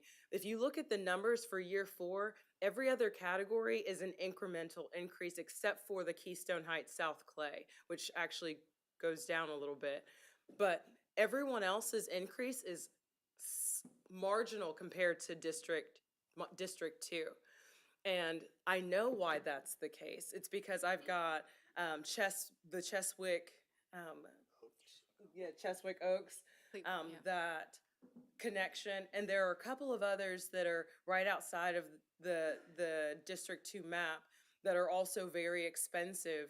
And so those who are moving into Clay County, specific to my mobility fee district, are going to have to bear the cost of projects that are so exorbitant in cost, we haven't tackled them. And so for me, I understand why we would need to move in the direction that we're imposing these costs. But if I'm having a conversation about equity, I don't know how this does that for my district. And maybe somebody can clarify that for, but I did bring this up in my, I got blank stares back, but it's because I understand Cheswick Oaks is a major lift, but is it just, and here's the other thing, there's not very much development happening in my district. So who's gonna pay even if we were to implement these increases in my district, you don't have the land for the projects that it would take to fund what this is supposed to accomplish. And so I appreciate you bringing up that there are, in my district, you've got these specific neighborhoods and Oakleaf, Orange Park, very suburban, but we're almost to the point like Orange Park where we're built out. So I'm not sure how applying this for the express purpose of funding those roads is going to accomplish that goal. So the Brandonfield Master Plan, which is your district, and the Lake Asbury Master Plan, when those were both adopted, they included dash line roads, which are much of the roads that are on the list for improvement. Those areas were intended to shoulder the density and the growth that is expected to come to the county through 2045. What you see as vacant land out there is all entitled and has all been planned to be developed to meet the needs, which we have to do. We have to show that this county has enough land entitled to meet the predicted population that is expected to come to the county. So it was intentional that Brandonfield and Lake Asbury, as you're coming south from Jacksonville, that would be where the more compact growth is going to happen. It also preserves the southern part of the county and keeps it as rural lands. But you also got your infrastructure already there, most of your infrastructure. Obviously, you have new roads. So that was intentional, that those areas would be our up-and-coming growing areas. And so the roads, the numbers, which Jonathan can explain better, are based on the miles of the roads that are needed. Obviously, yours has some larger ones, but what looks as vacant area is really intended to be fully developed, much like Asbury. So. Jonathan, you have anything to add? I think He does. I turned him back on. What we were saying is that the person miles traveled per district, that would be a good map to put on. That's driven by the development in that district. So there's a lot of person miles traveled expected in that district. That's where that comes from. And then there's the cost for the projects themselves. So it's the division between those two numbers. That's where that comes from. Say again?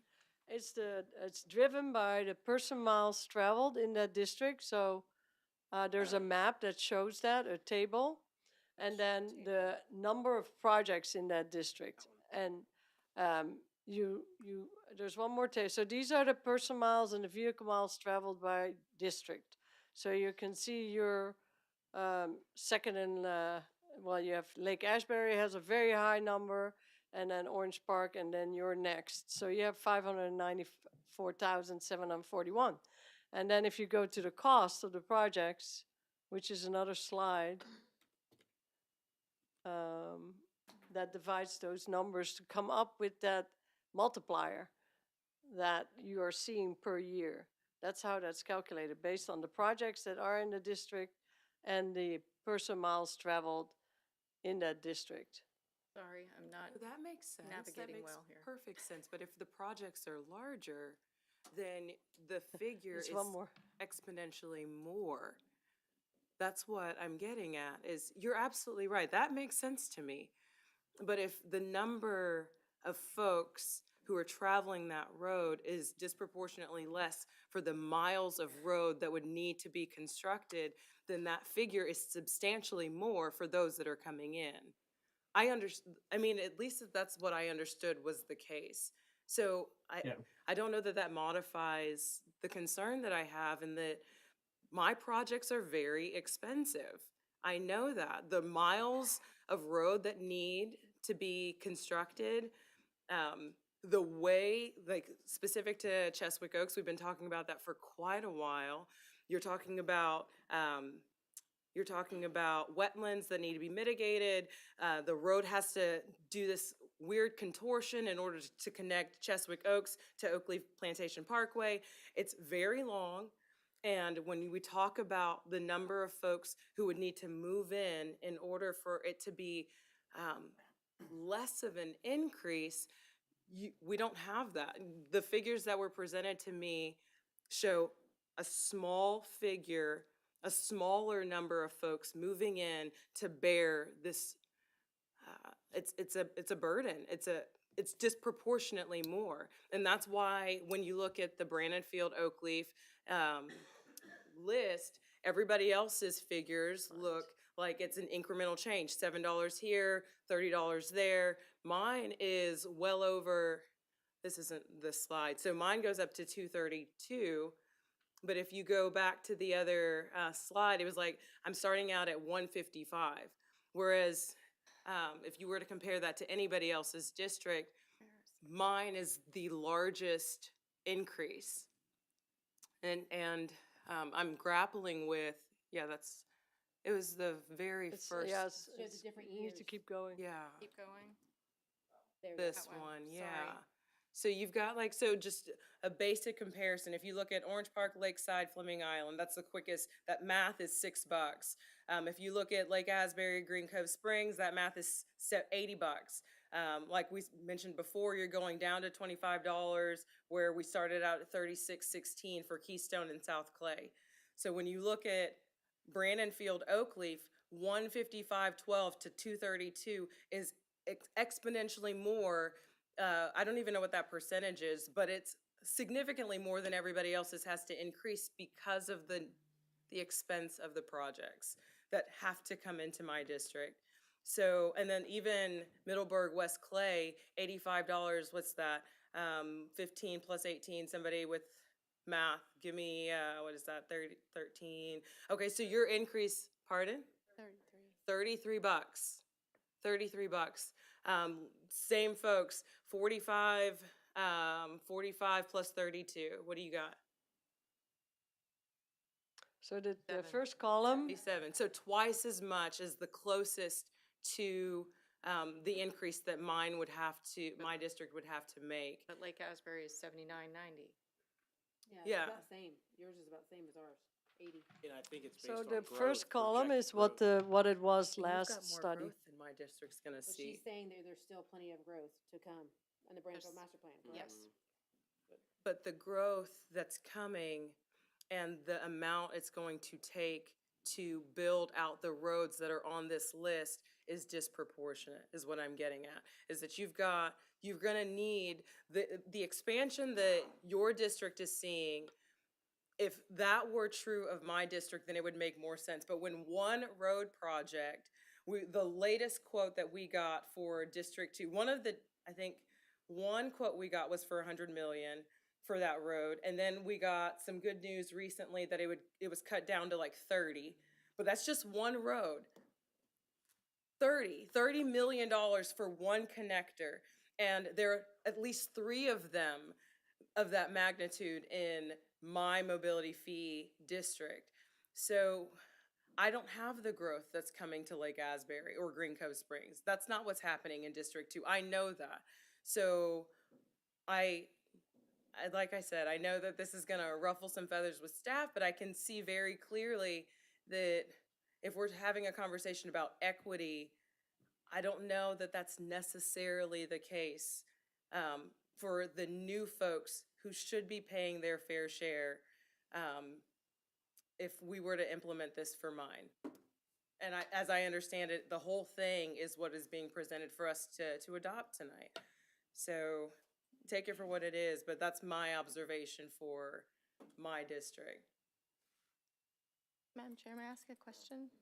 So, Laura, how, like, your proposed change to the ordinance, or Beth, your proposed change of removing the 5-year, so thinking of Commissioner Scrumlow's, comments, and I know how they got there, you know, when there was a lot of years that the There was commission at one year- didn't sorry, charge.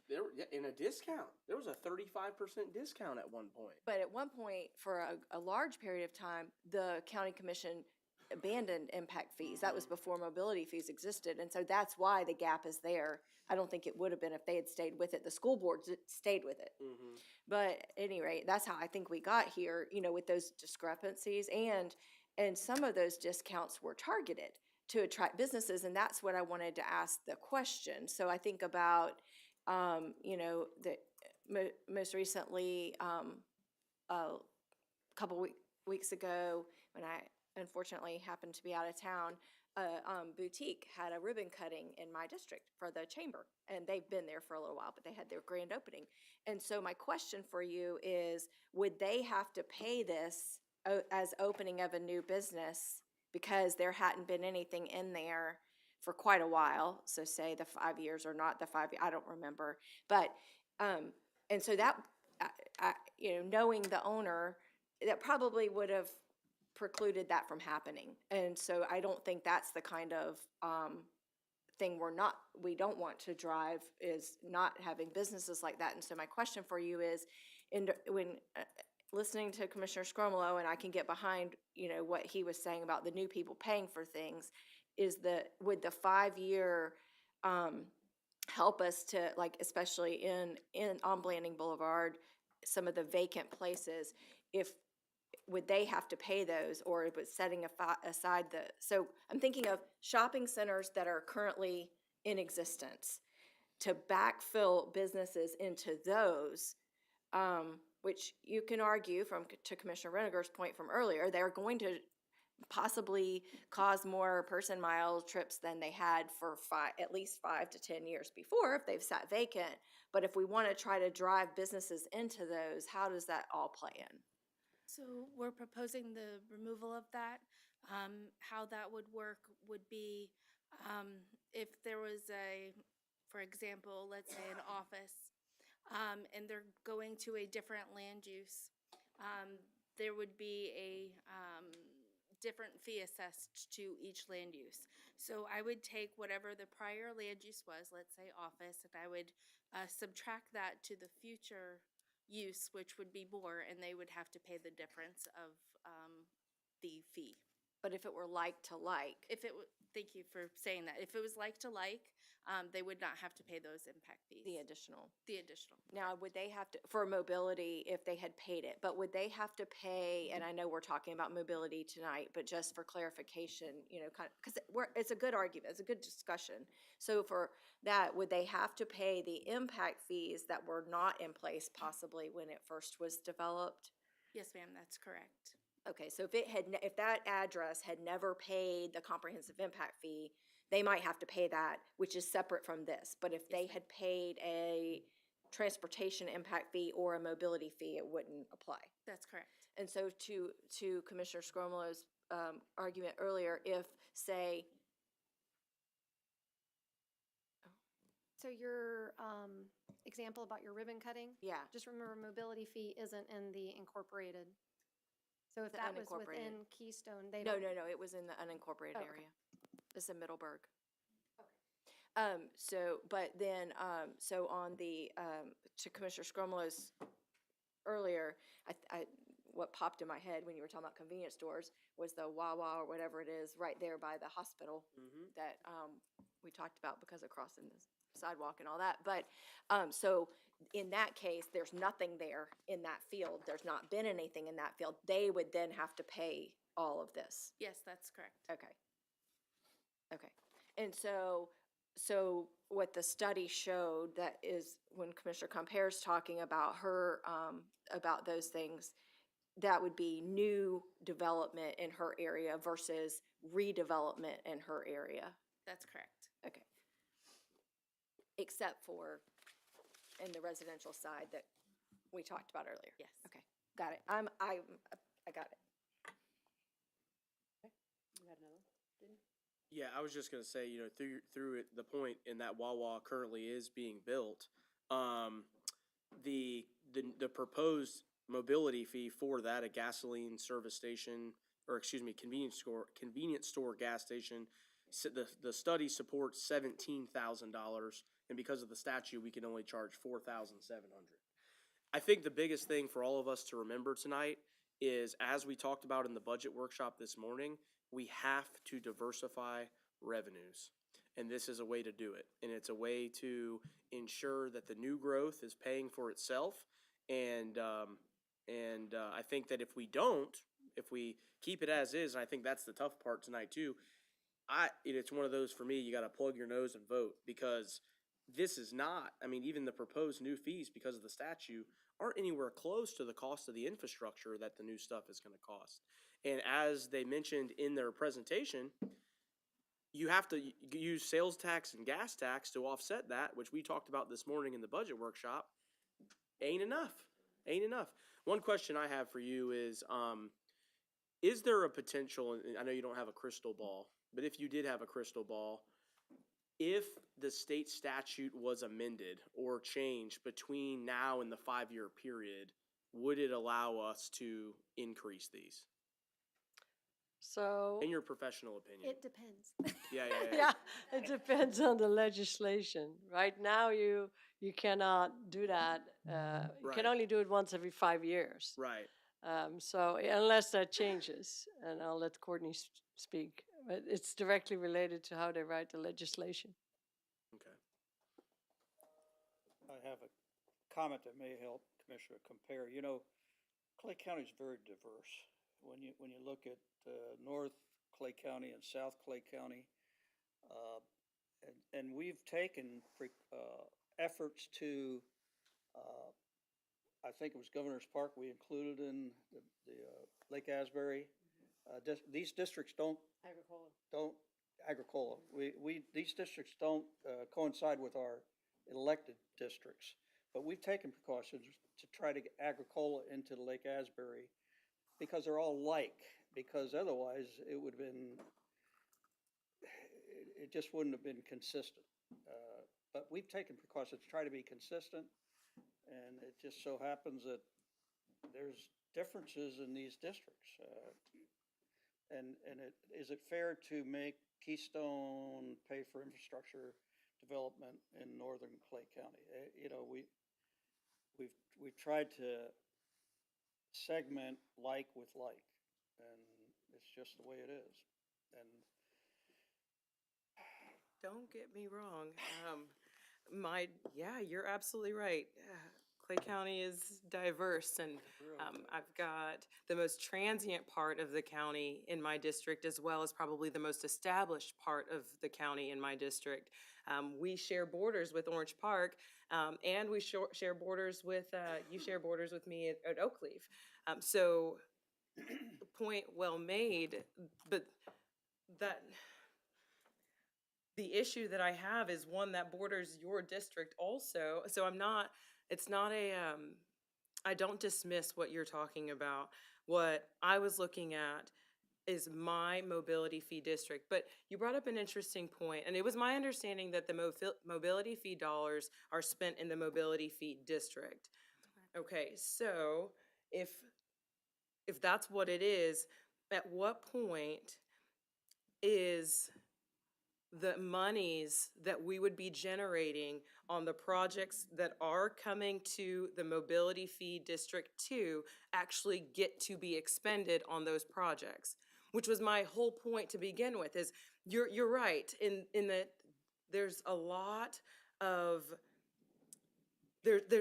deficit that we are looking to make up. And unfortunately, that's where we are. That's the juncture we're at in this point in history and this point in Clay County government. But when we talk about meeting the needs, the road projects in my district will not be touched until we can pay for them. And plugging my nose tonight and voting for this doesn't get me any closer to some of the projects that are such heavy lifts for us. So I'm not sure. And I'd make the counter argument it does. I mean, you're increasing revenues, right? So does it get you $30 million? Maybe on not. one project. On one project, maybe not. But I mean, in my district in particular, I've talked to Richard all the time about we proactively think about things we can do to mitigate not being able to pay for those $30 million. My big thing tonight is we've got to move the ball forward to continue to gain revenue. I understand what you're saying, and the answer, I think we said it earlier. Are mobility the same as impact? You have to spend within 8 years. I think so. The implementation's the same law. Yeah, so they'd be spent within 8 years of when they were collected. On what? Yeah. But you could build a portion of the road. You've got District Drive, which is a road that could be built. You've got Engineering, you can yes, start the process. I mean, you could do a portion of your road, and You're saying the one other thing and is I've got Troy behind you. sorry. Another thing that you're missing. Come up to the mic. Yeah, I think I'm not saying no, I think there's another avenue that you're missing. The other avenue that you're missing is you're talking about us getting the revenue and doing the work. Well, in some cases, we don't have to get the revenue to do the work. If that developer, one of them in your district that may be looking to sell his property to build, wants to build that road so he can develop, now it's on the list. Now he can come get credits for that road and build the road himself. And you don't ever have to see the revenue come in. So I think saying that we're not going to get the revenue, Wait, say that again, Troy. I mean, you have impact, you have mobility fee credits, you have credits in the Right, system. yeah, So Cathedral Oaks is a prime example. We didn't pay for Cathedral Oaks. The one half of Cathedral Oaks, the other half we did. Reinhold paid for the other half and they got credits for it. So if a developer wants to build that road, but they can't come in and ask for credits if it's not on this list and it's not approved as part of your mobility fee. Okay, so So if somebody wanted to come in tomorrow and build, Cheswick Oaks, thank you. You knew where I was going. Cheswick Oaks Extension, so that they could start developing it. They could come in and say, I'm gonna build the next mile of it and take the credits for it. That gets your road built faster. We don't ever get the revenue, right, but we also don't have the expense. So that's part of the process of looking at this is if it's not on this list and it doesn't get approved as part of this project, you can't ask for mobility fee credits for something that doesn't make the list. I'm not objecting to those roads being on the list. Right. That has not been my contention. No, I'm just saying, but that's. So what am I missing? You're saying that you don't have the money coming in, so you can't ever build the road. What I'm saying is, or you may not have the money initially to build the road in a timely manner, was what I heard you just say a second ago. You may not have to ever have the money come in is my point. If we would have waited for the money to come in for Cathedral Oak Parkway, we don't have the money to build that other half of Cathedral Oak Parkway. It would not have gotten built and extended to 4 lanes if it wasn't for the credit system. Okay. So that was my point. Okay, so let me say it this way. I don't object to these expensive roads being on the list. That has not been my contention. What I've been saying is the dollar fee, because this has coming back to PMTs, right? So what we're talking about is folks who are coming in having to bear the cost. So if you're going to say that X amount of people, the projection to 2045 or 54, whatever it is, X amount of people are coming in, and so this is the amount of money that needs to be allocated per person based on the projects that are on that list, then you've got a smaller pool of folks expected to come with a cost associated with that smaller figure of people. And so whether it's the developer who's building the road or not, that dollar amount is being assessed to those coming in.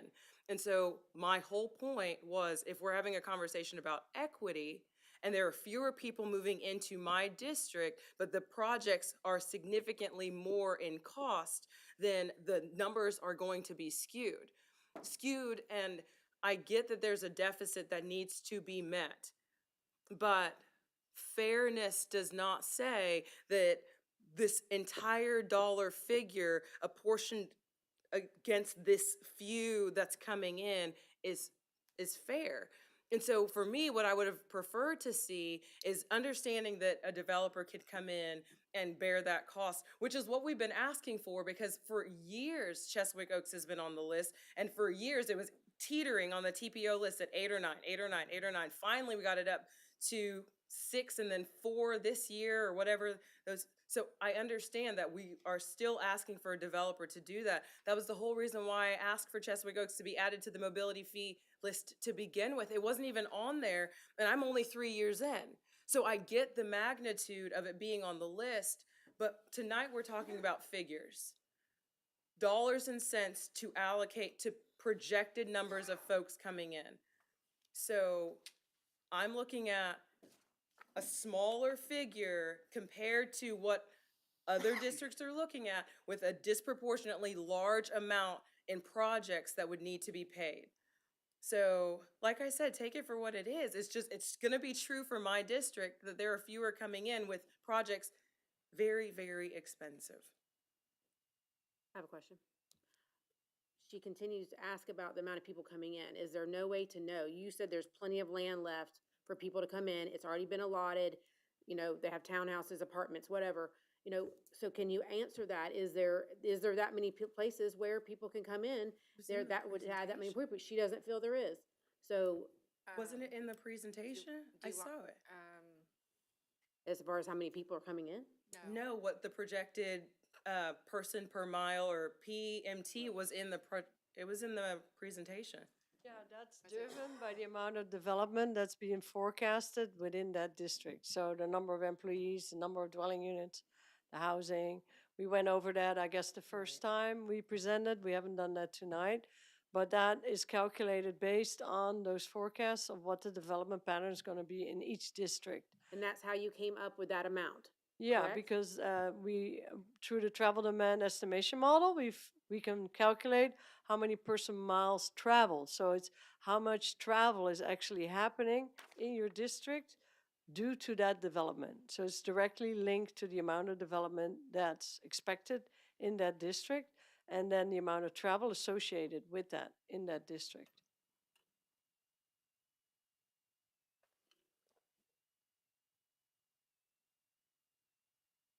It's all based on your future land use map and what is entitled. And we have the numbers. I don't have them in front of me, but I can show you what we've predicted based on the entitlements that you have out there in your district. So it's not as much as mine, but there is a good amount, you're saying.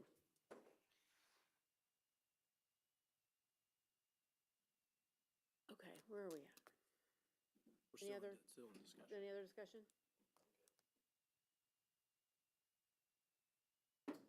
So are we to the point of taking a motion? Okay. I'll move approval of the Clay County Mobility Fee Ordinance and fee schedule. All right, I have a motion. Do I have a second? I'll second the motion. All right, motion is second. All those in favor say aye. Aye. Any opposed? Aye. All right, pass 4-1. All right, and we are going to go back to discussions with Karen, active and upcoming formal solicitations. And I have to take a break.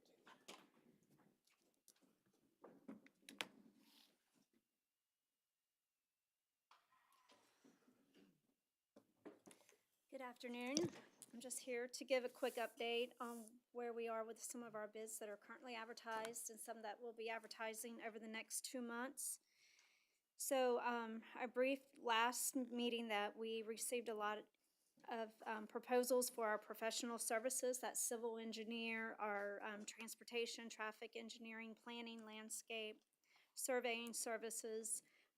Staff is reviewing those and they should be presented to the board on the 4/14 meeting. We have debris removal services. We received 11 proposals and that's being reviewed right now by a committee. Our generator preventative maintenance bids, we received 5 bids. That's scheduled for the next board meeting. Construction of fire station number 24, that was talked about a little bit tonight, but we received 11 bids on that as well. So we'll be making a recommendation at the next board meeting. We have our stormwater pond mowing, that's the annual bid. We received 11 bids on that also. Our tile replacement at the Clay County Jail, pre-bid meeting is this Thursday, so that'll be coming to the board pretty soon as well.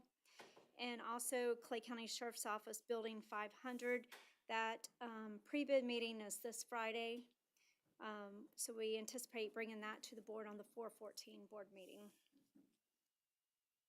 Our upcoming bids, we have our CDBG project that's at Sap Lane that advertised last week. Firefighter gear storage shed construction and upgrades that advertised last week. We have the Clay County Fairgrounds hurricane roof repair, that's to the exhibit hall in the Cattleman's Arena. That is advertised last week. We have construction engineering and inspection for the Sun Trail. That goes out to bid starting this Thursday. We have dirt road paving projects, Lakeview Street and Hilltop Street, that advertises this Thursday. The remainder of the bids are in the works right now, so not in any certain order, but mobile trailers for the firefighter gear, Carl Pugh drainage improvements, fire alarm upgrades at the county jail, our P3 for the public safety complex, mosquito control program, Knights Marina Lakeshore Park improvements, Adventure Park mitigation. Those two projects are FEMA projects. We have consulting services for the CDBG. Megan briefed on that a little bit today. Then the Oak Leaf Sports Complex drainage improvements. So we have, plan is to have those go out this month and into next month. Is there any questions? Oh, good, thank you. Thank you. All right, we'll go next to request for prospective buyer lien reduction for Triton Custom Homes with Sharice.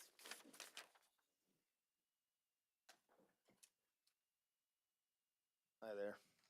You finally made it.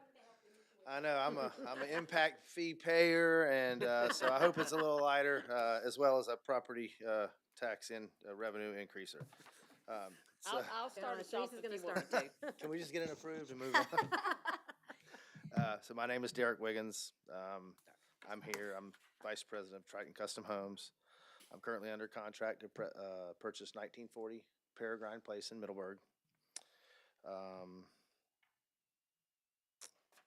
As you know, this property's been on the nuisance lien list for 20 years, since 2007. It's a mess still. And so I am under contract to purchase it. We're a small custom Sharice builder. is gonna start, if you don't mind. Yes, ma'am. Say it again. I thought, didn't you say you were gonna start? Yeah, but he's doing a great job, Okay, so. you go Oh, my bad. Oh, I'm you're sorry. doing a I great heard my job. name. I heard Fine, Triton. I you're was done. ready to I'm go. Well, anyway, with that being said, yeah, so I'm just, I think Fred, the go liens home. are in excess of maybe 500,000-600,000.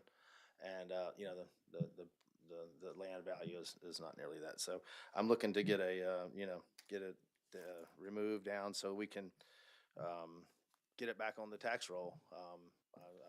We build beautiful homes. In fact, if you Zillow 2747 Anchor Road, that property been sitting vacant for years, just a slab grown up.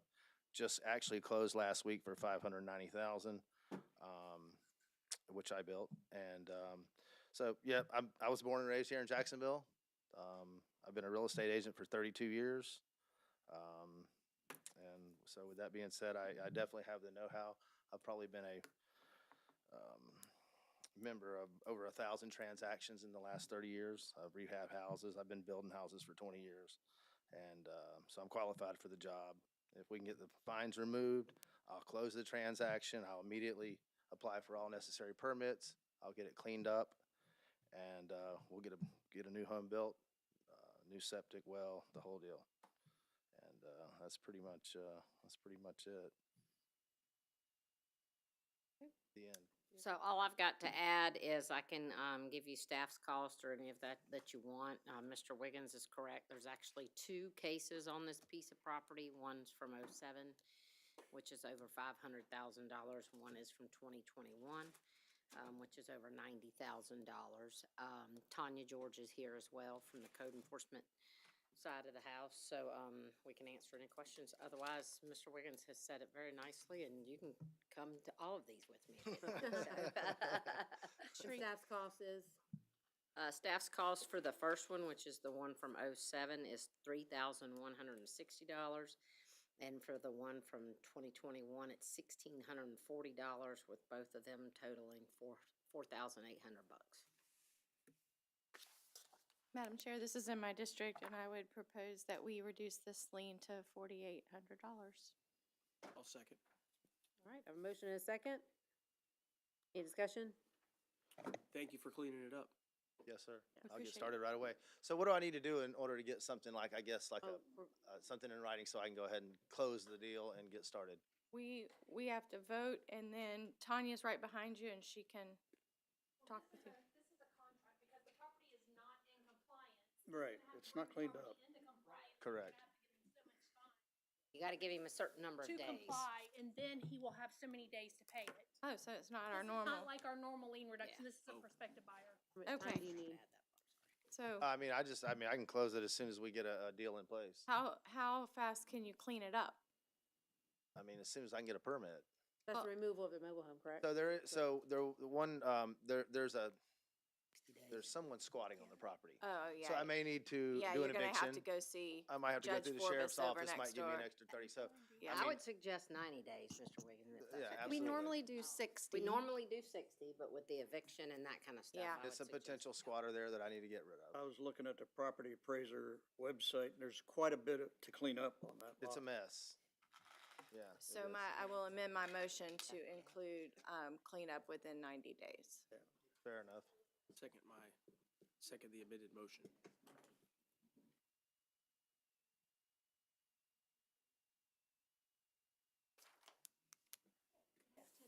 And then it's normally 10 days to pay up after we've closed all Yeah, that's no that out. problem. Anytime. Okay. 9 days to clean, 10 days to pay. That's Okay. what I pay And that now includes- and then, No, just wait. Wait till you Okay. get it all clean, call oh, us. and then, okay. I Call got you. us as soon as you've got it clean. I got you. Yes, sir. And if you have any questions, call us in the Yes, ma'am. meantime. So assuming the board approves it, we will send you an agreement Okay, that spells it all out. And if you have any questions, just let us know. perfect. Will you also let us know, because there's a double wide to be demoed, right? There is a It's, mobile home it's there. literally melted into the ground. Okay, okay. I don't know if it burned down or what, but I mean, the tallest portion is like the deck, so yeah, it's Okay. it's We can talk liquefied. about, Yeah. All right, so I have a motion and a second. All those in favor say aye. Aye. Any opposed? There you go. Thank you so much. You guys have a great night. Okay.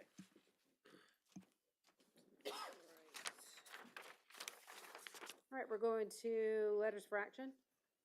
A discussion of reappointments to the Spring Citizens Advisory Committee. Applications for reappointment were received from Kimberly Middleton and Stacy Reap, and they are both wonderful and appreciate them immensely. And I would recommend approval. I'll move approval. Second motion. Motion and a second. All those in favor say aye. Aye. Any opposed? All right, then we go to letters of documentation, bid opening tabulations for generator preventative maintenance. Anything there? Anyone? All right, then I'll open up my second public comment. Anyone to speak? Close public comment. Commissioner Auditor? Nothing. County Attorney? Yes, just quickly, next Monday is a CRC meeting, just so that you know. Also, we received a notice, in connection with our opioid litigation that there is another settlement coming forward with 6, what they call remnant, which are really dispenser defendants.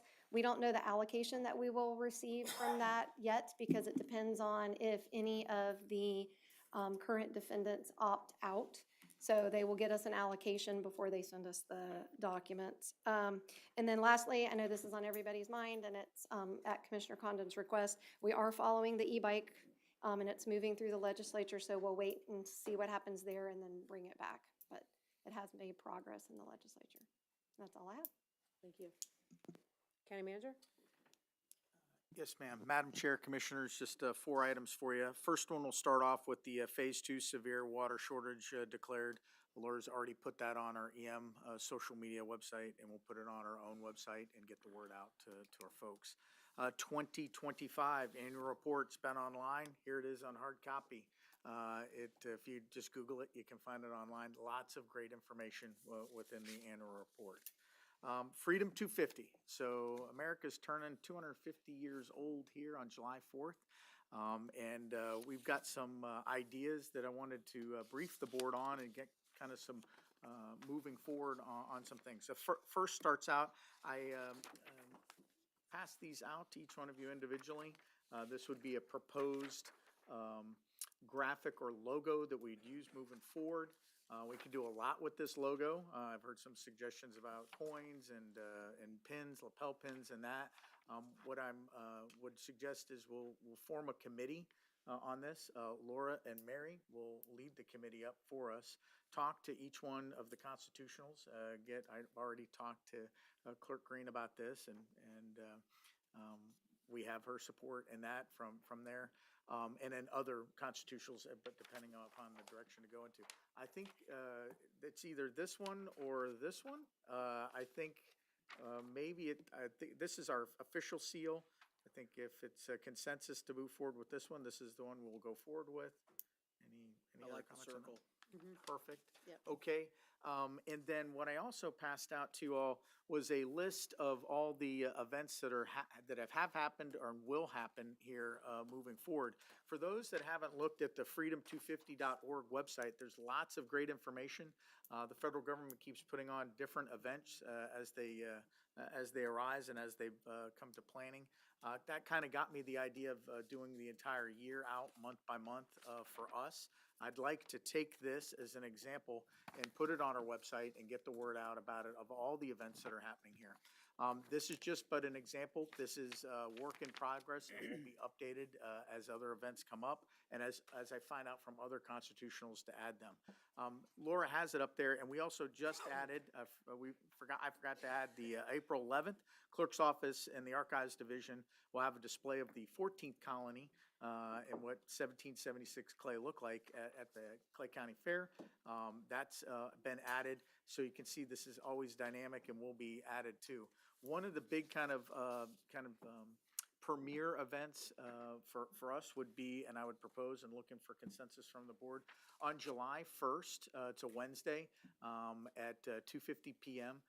To have all elected officials throughout the county meet at the historic courthouse and do a ceremonial proclamation and signing and picture taking there with other things to be planned there during that day too that Laura and Mary would be involved in. We're also would be looking for sponsors and sponsorships to pay for those coins and pins, by the way. I'm really looking not to spend any taxpayer dollars on it. I think that's kind of the goal that I had to move forward with it.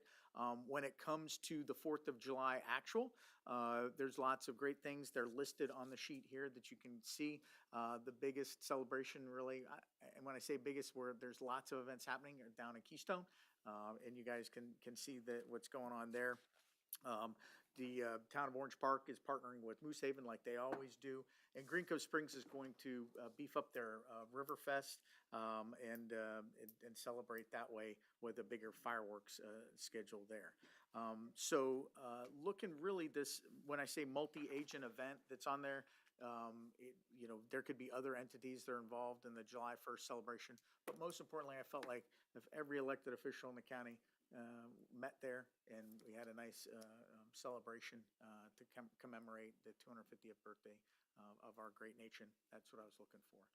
I did go through, Mary has a lot of events on here. Parks and Rec has putting some events on there, and others we've contacted the school board. You can kind of see what their event is on there.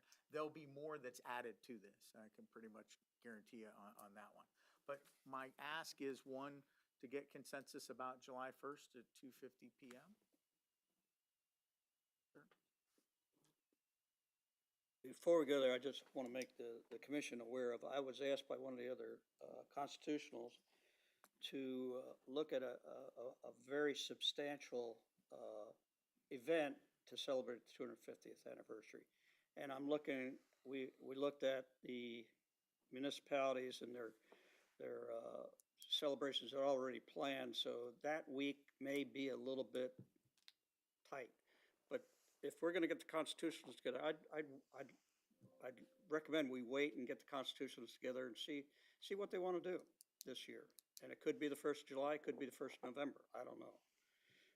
Outside hurricane season and all that kind of thing, and heat and all that kind of stuff. So I think we ought to wait until we query all the constitutionals. What is their idea of, appropriate celebration for the 250th? First off, Howard, I love your the meaning behind the timing and all that, which is awesome. And I still think we should do 2:50 p.m., which is really cool. But I also think, along with Commissioner Renninger, making sure everybody can be there, and that's also, I think there might be vacations and stuff. So kind of through Commissioner Renninger's vein, maybe we can poll the constitutionals, maybe give them options, and then try to make sure everybody's there. I think that'd be cool. Yeah, I think when I looked at it, there's a Freedom 250 car race in Washington, D.C. on June 24th. There's a parade of tall ships that happens, I think it's on the 4th in Potomac Bay and things like that. We did look at that website. We also looked at the state of Florida's website also, America 250 FL. And again, we will post all of these links on our website for those that are looking to do things. But yeah, I mean, I had just picked July 1st, really not to interfere with that weekend. And I did talk to, he's not here anymore, but Jamie was here from Keystone. I've talked to Jamie, talked to Joe Taylor down in Orange Park, and I talked to Mike Knoll at Green Cove. And they're all on board, to support this on whatever date. And it was just a date to pick. It was just to kind of coincide, but not to interfere with what was already going on. So I can come back, easily this week and next, can kind of poll the constitutional, see if they're okay with July 1st. Also, you spoke to me, and I'm on vacation, and I think a lot of people are. I deconflicted, I think, your vacation, ma'am, with that. Yeah, I think, after, and that. But I mean, again, if I'll ask the other constitutionals. I don't know. It's a work week or whatever, and typically it will be a 3-day weekend for Green Cove. They'll also have Thursday off, so it's four days for them. So I do know those details. I didn't want to move any further without making sure that the board was okay with this. And again, if the question is the date, I can say, hey, how does July 1st sound to everyone? Yeah. July might be a little hot for robes and wigs. Well, yes. And I won't fit in my flag dress from the bicentennial. Well, because I was actually alive in the bicentennial, and there's a picture of me in a flag dress with my brother. But I'm fine with it. I just wondered if you would distribute that. I know Laura was scrolling it for our perusal, but from this seat you cannot see any screen. Oh, well. Okay, yeah. And so it's the downside of. It's the downside of the crowd, the fun crowd over here, but we can't really see a screen. And so, anyway, so if you can send that list, I mean, I'd like to look at it, yeah. And the list, you have a hard copy. Yeah, it's. Oh, I passed it I out. didn't get it, I apologize. just got this. Oh, no, yeah. Oh, okay, thanks. I think I gave you this list too. Yeah, Karen has it. And just to clarify, Nellie I doesn't left it on my qualify desk. as a tall ship, does she? No, it does not. No, sir. That boat show is coming up in 2 weeks, yeah. But, again, I don't know if Clerk Green had something to look like, maybe. That's okay. Well, I was just gonna mention that we do conduct teen court out of the historical triangle, and it just so happens that week it's closed because of the weekend, of the holiday week. So that's already been cleared. So if there's a date that's picked, we just have to be very proactive in organizing our calendars with teen court and intake and hearings so that we have the full access to the historical triangle and the historical courthouse, because that's where the restrooms are, and we don't disrupt the teen court program. So we just need enough advance notice if it's gonna be on a different time. But I already told Howie that we're already closed that week. Thank you, ma'am. Yeah, and when I hear you loud and clear on the heat and that, I was and kidding. hurricane season. I'm not wearing a robe or a white wig. Yeah. I already Yes, ma'am. powered my wig. So, Photos go in a historical archive. Yeah. if it's okay with the board, then I'll ask. And if there are alternate dates, then, I'll come back to the next board and talk about the alternate date, if that's okay. Sounds good. Does that work? Okay. Thanks for putting that together, too. Yeah, and it's a team effort, once again. As we thought about it, and we heard kind of people ask about it. By the way, there's a Freedom 250 truck, a museum, that kind of also started the conversation. We've requested the truck at Touch a Truck. So, we're kind of labeling each one of these events that we're having. We've asked it for there, and I think we asked for July 1st. Not a big deal if we don't have it on that day or whatever, we can do that. I think Mary also requested the truck also. So there's 6 of these trucks that go out to the U.S. It's really in the southeastern part of the U.S., and they're a really neat museum, and they're educational tools for that. So we've also gone out and done that. And then I'd like to kind of open up the aperture wide open for kind of having a guest, honored guest in that. So if it's okay too with the board, I will go as high up as I can and ask people if they'd like to attend. And so if that's also okay, there's a process to do that also. Okay. Okay, so the last thing I have, no, I got 2 more things, I think. Let's see, annual protein. Nope, last thing. So I really didn't want to say anything while she was briefing, but I wanted to save it to the end. I really want to thank Megan for all of her hard work. This is her last board meeting, and she's going to be moving up north. So I just wanted to congratulate her and thank her for a 32-to-1 ratio with over $75 million in grants. What was the one? Oh, no, yeah, the ROI on it, the ratio, 32-to-1. Yeah. Okay, I was For about to say. Return on I investment. think she just about gets everything she wants. Yeah, a return on investment and managing over $200 million worth of grants total, what includes appropriations. So, Madam Chair. Now, you knew I was talking to Megan, and we're waffling? No? I don't even think that she would be waffling on that. No. Pending any questions, Madam Chair. Good. Thank you. I think Commissioner Scromalo's night is.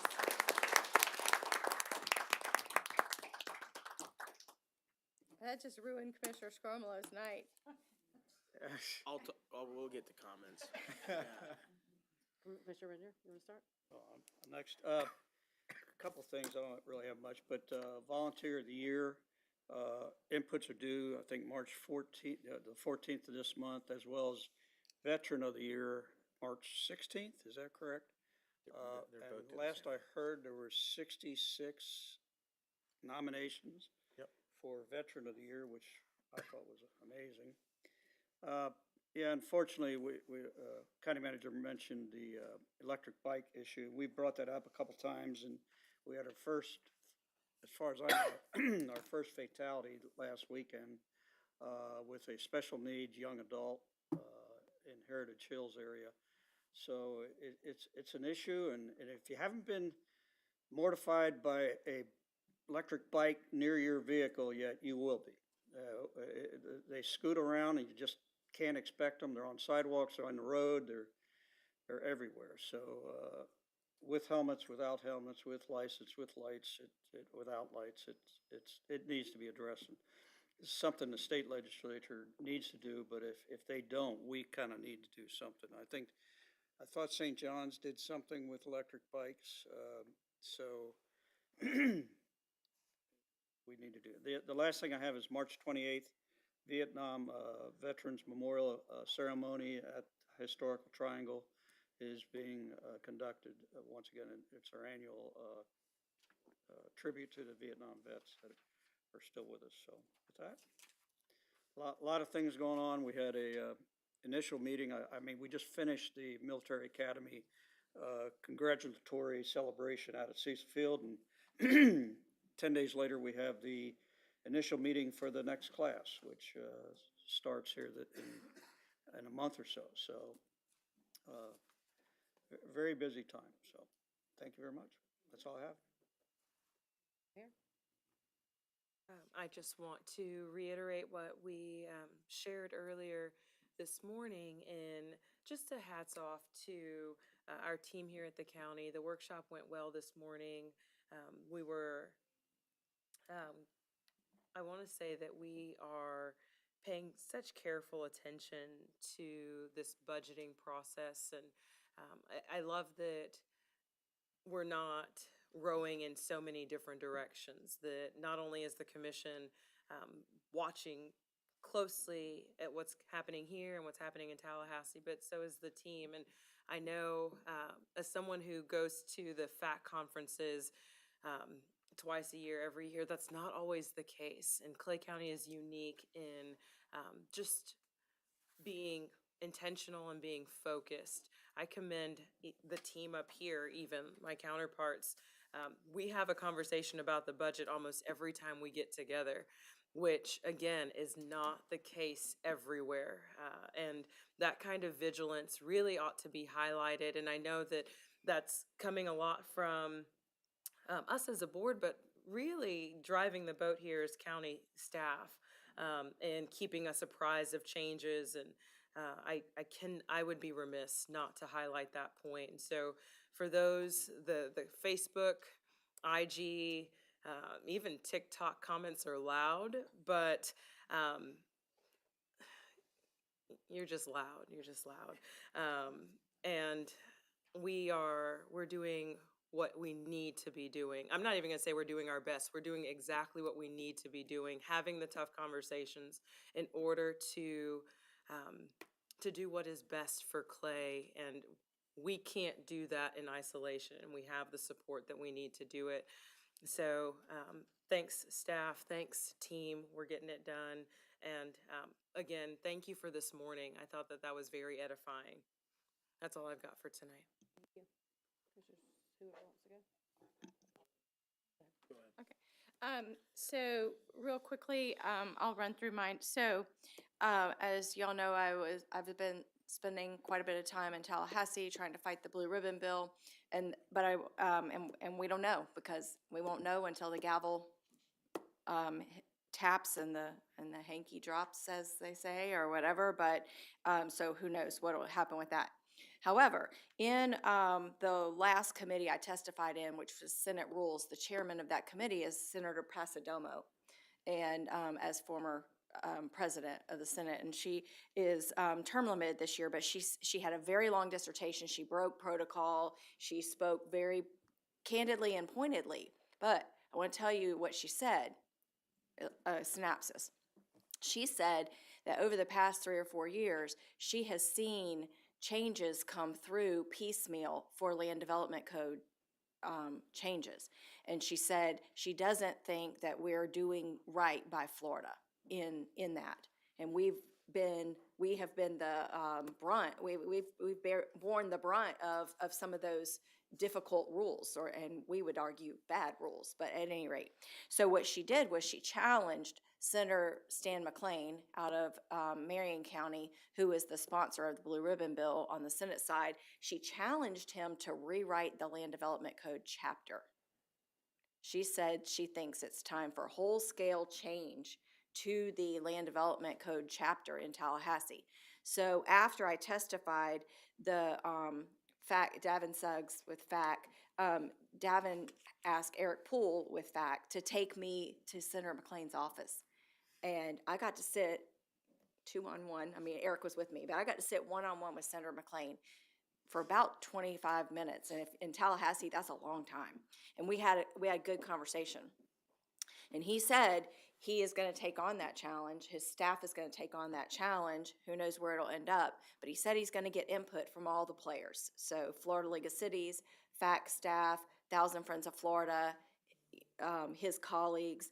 And so I think that, we've talked a lot about our land development code.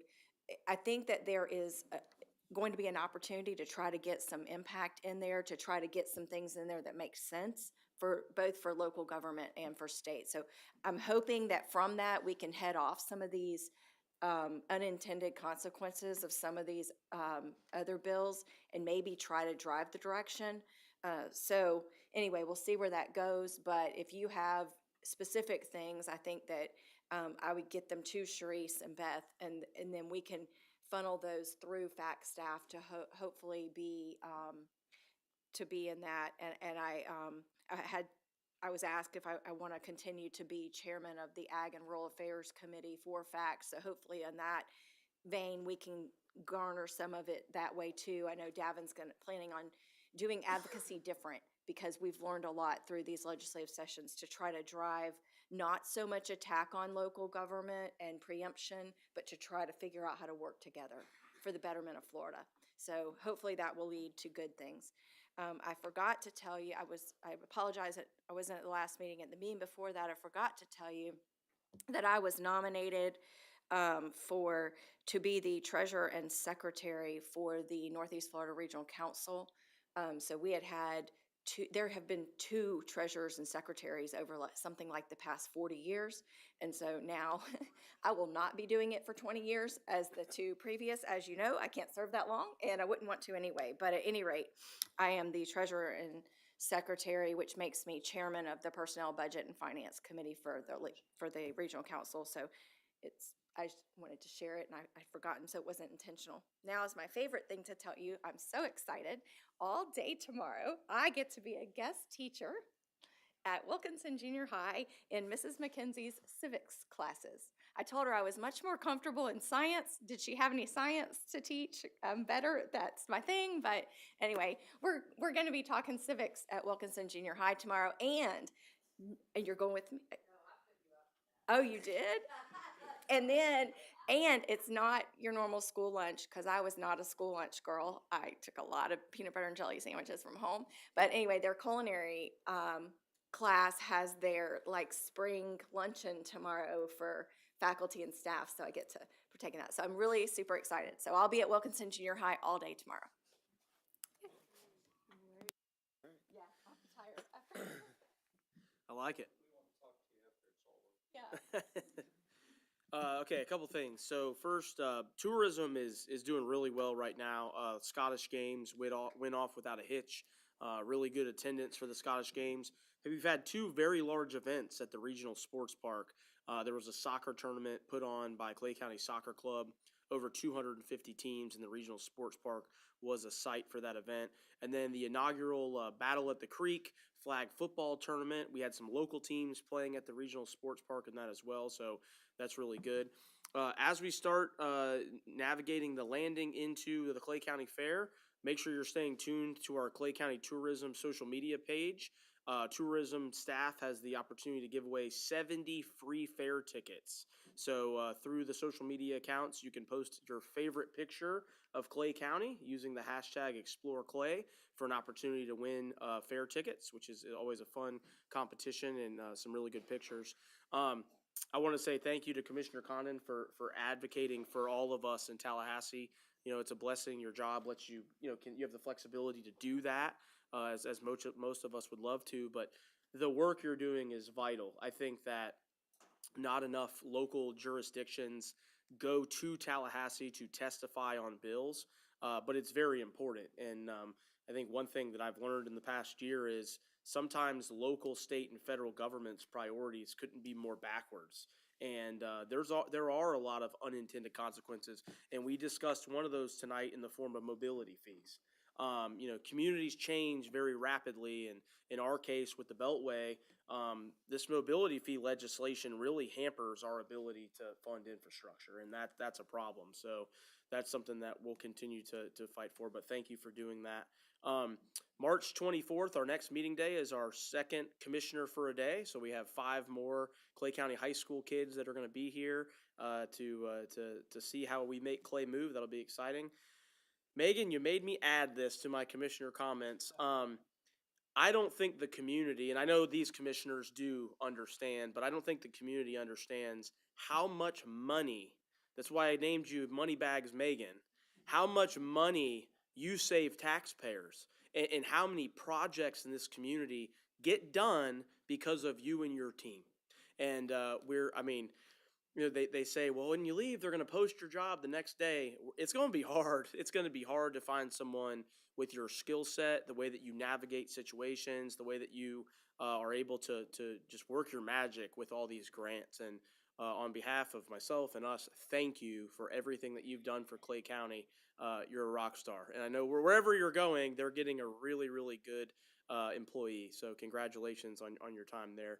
And then the last thing, three of us have publicly talked about issues with e-bikes. I'm currently dealing with a situation. While we continue to navigate the nuts and bolts of ordinances and state laws and those types of things, here's my plea to the community. Love your neighbor. Treat others how you want to be treated. I think that in my personal case, there's a situation where people just aren't being very kind, right? And that's something that we all can control. We can control our attitude and our effort, and we got to be kinder to one another. So with that, that's all I got. Thank you. Thank you. And you stole my thunder. I was going to let Commissioner Connor know. I appreciate you, especially, with what our districts are like in some way out that way, not near my house. But I appreciate you doing that, and I wish I could be there more too. That would be awesome.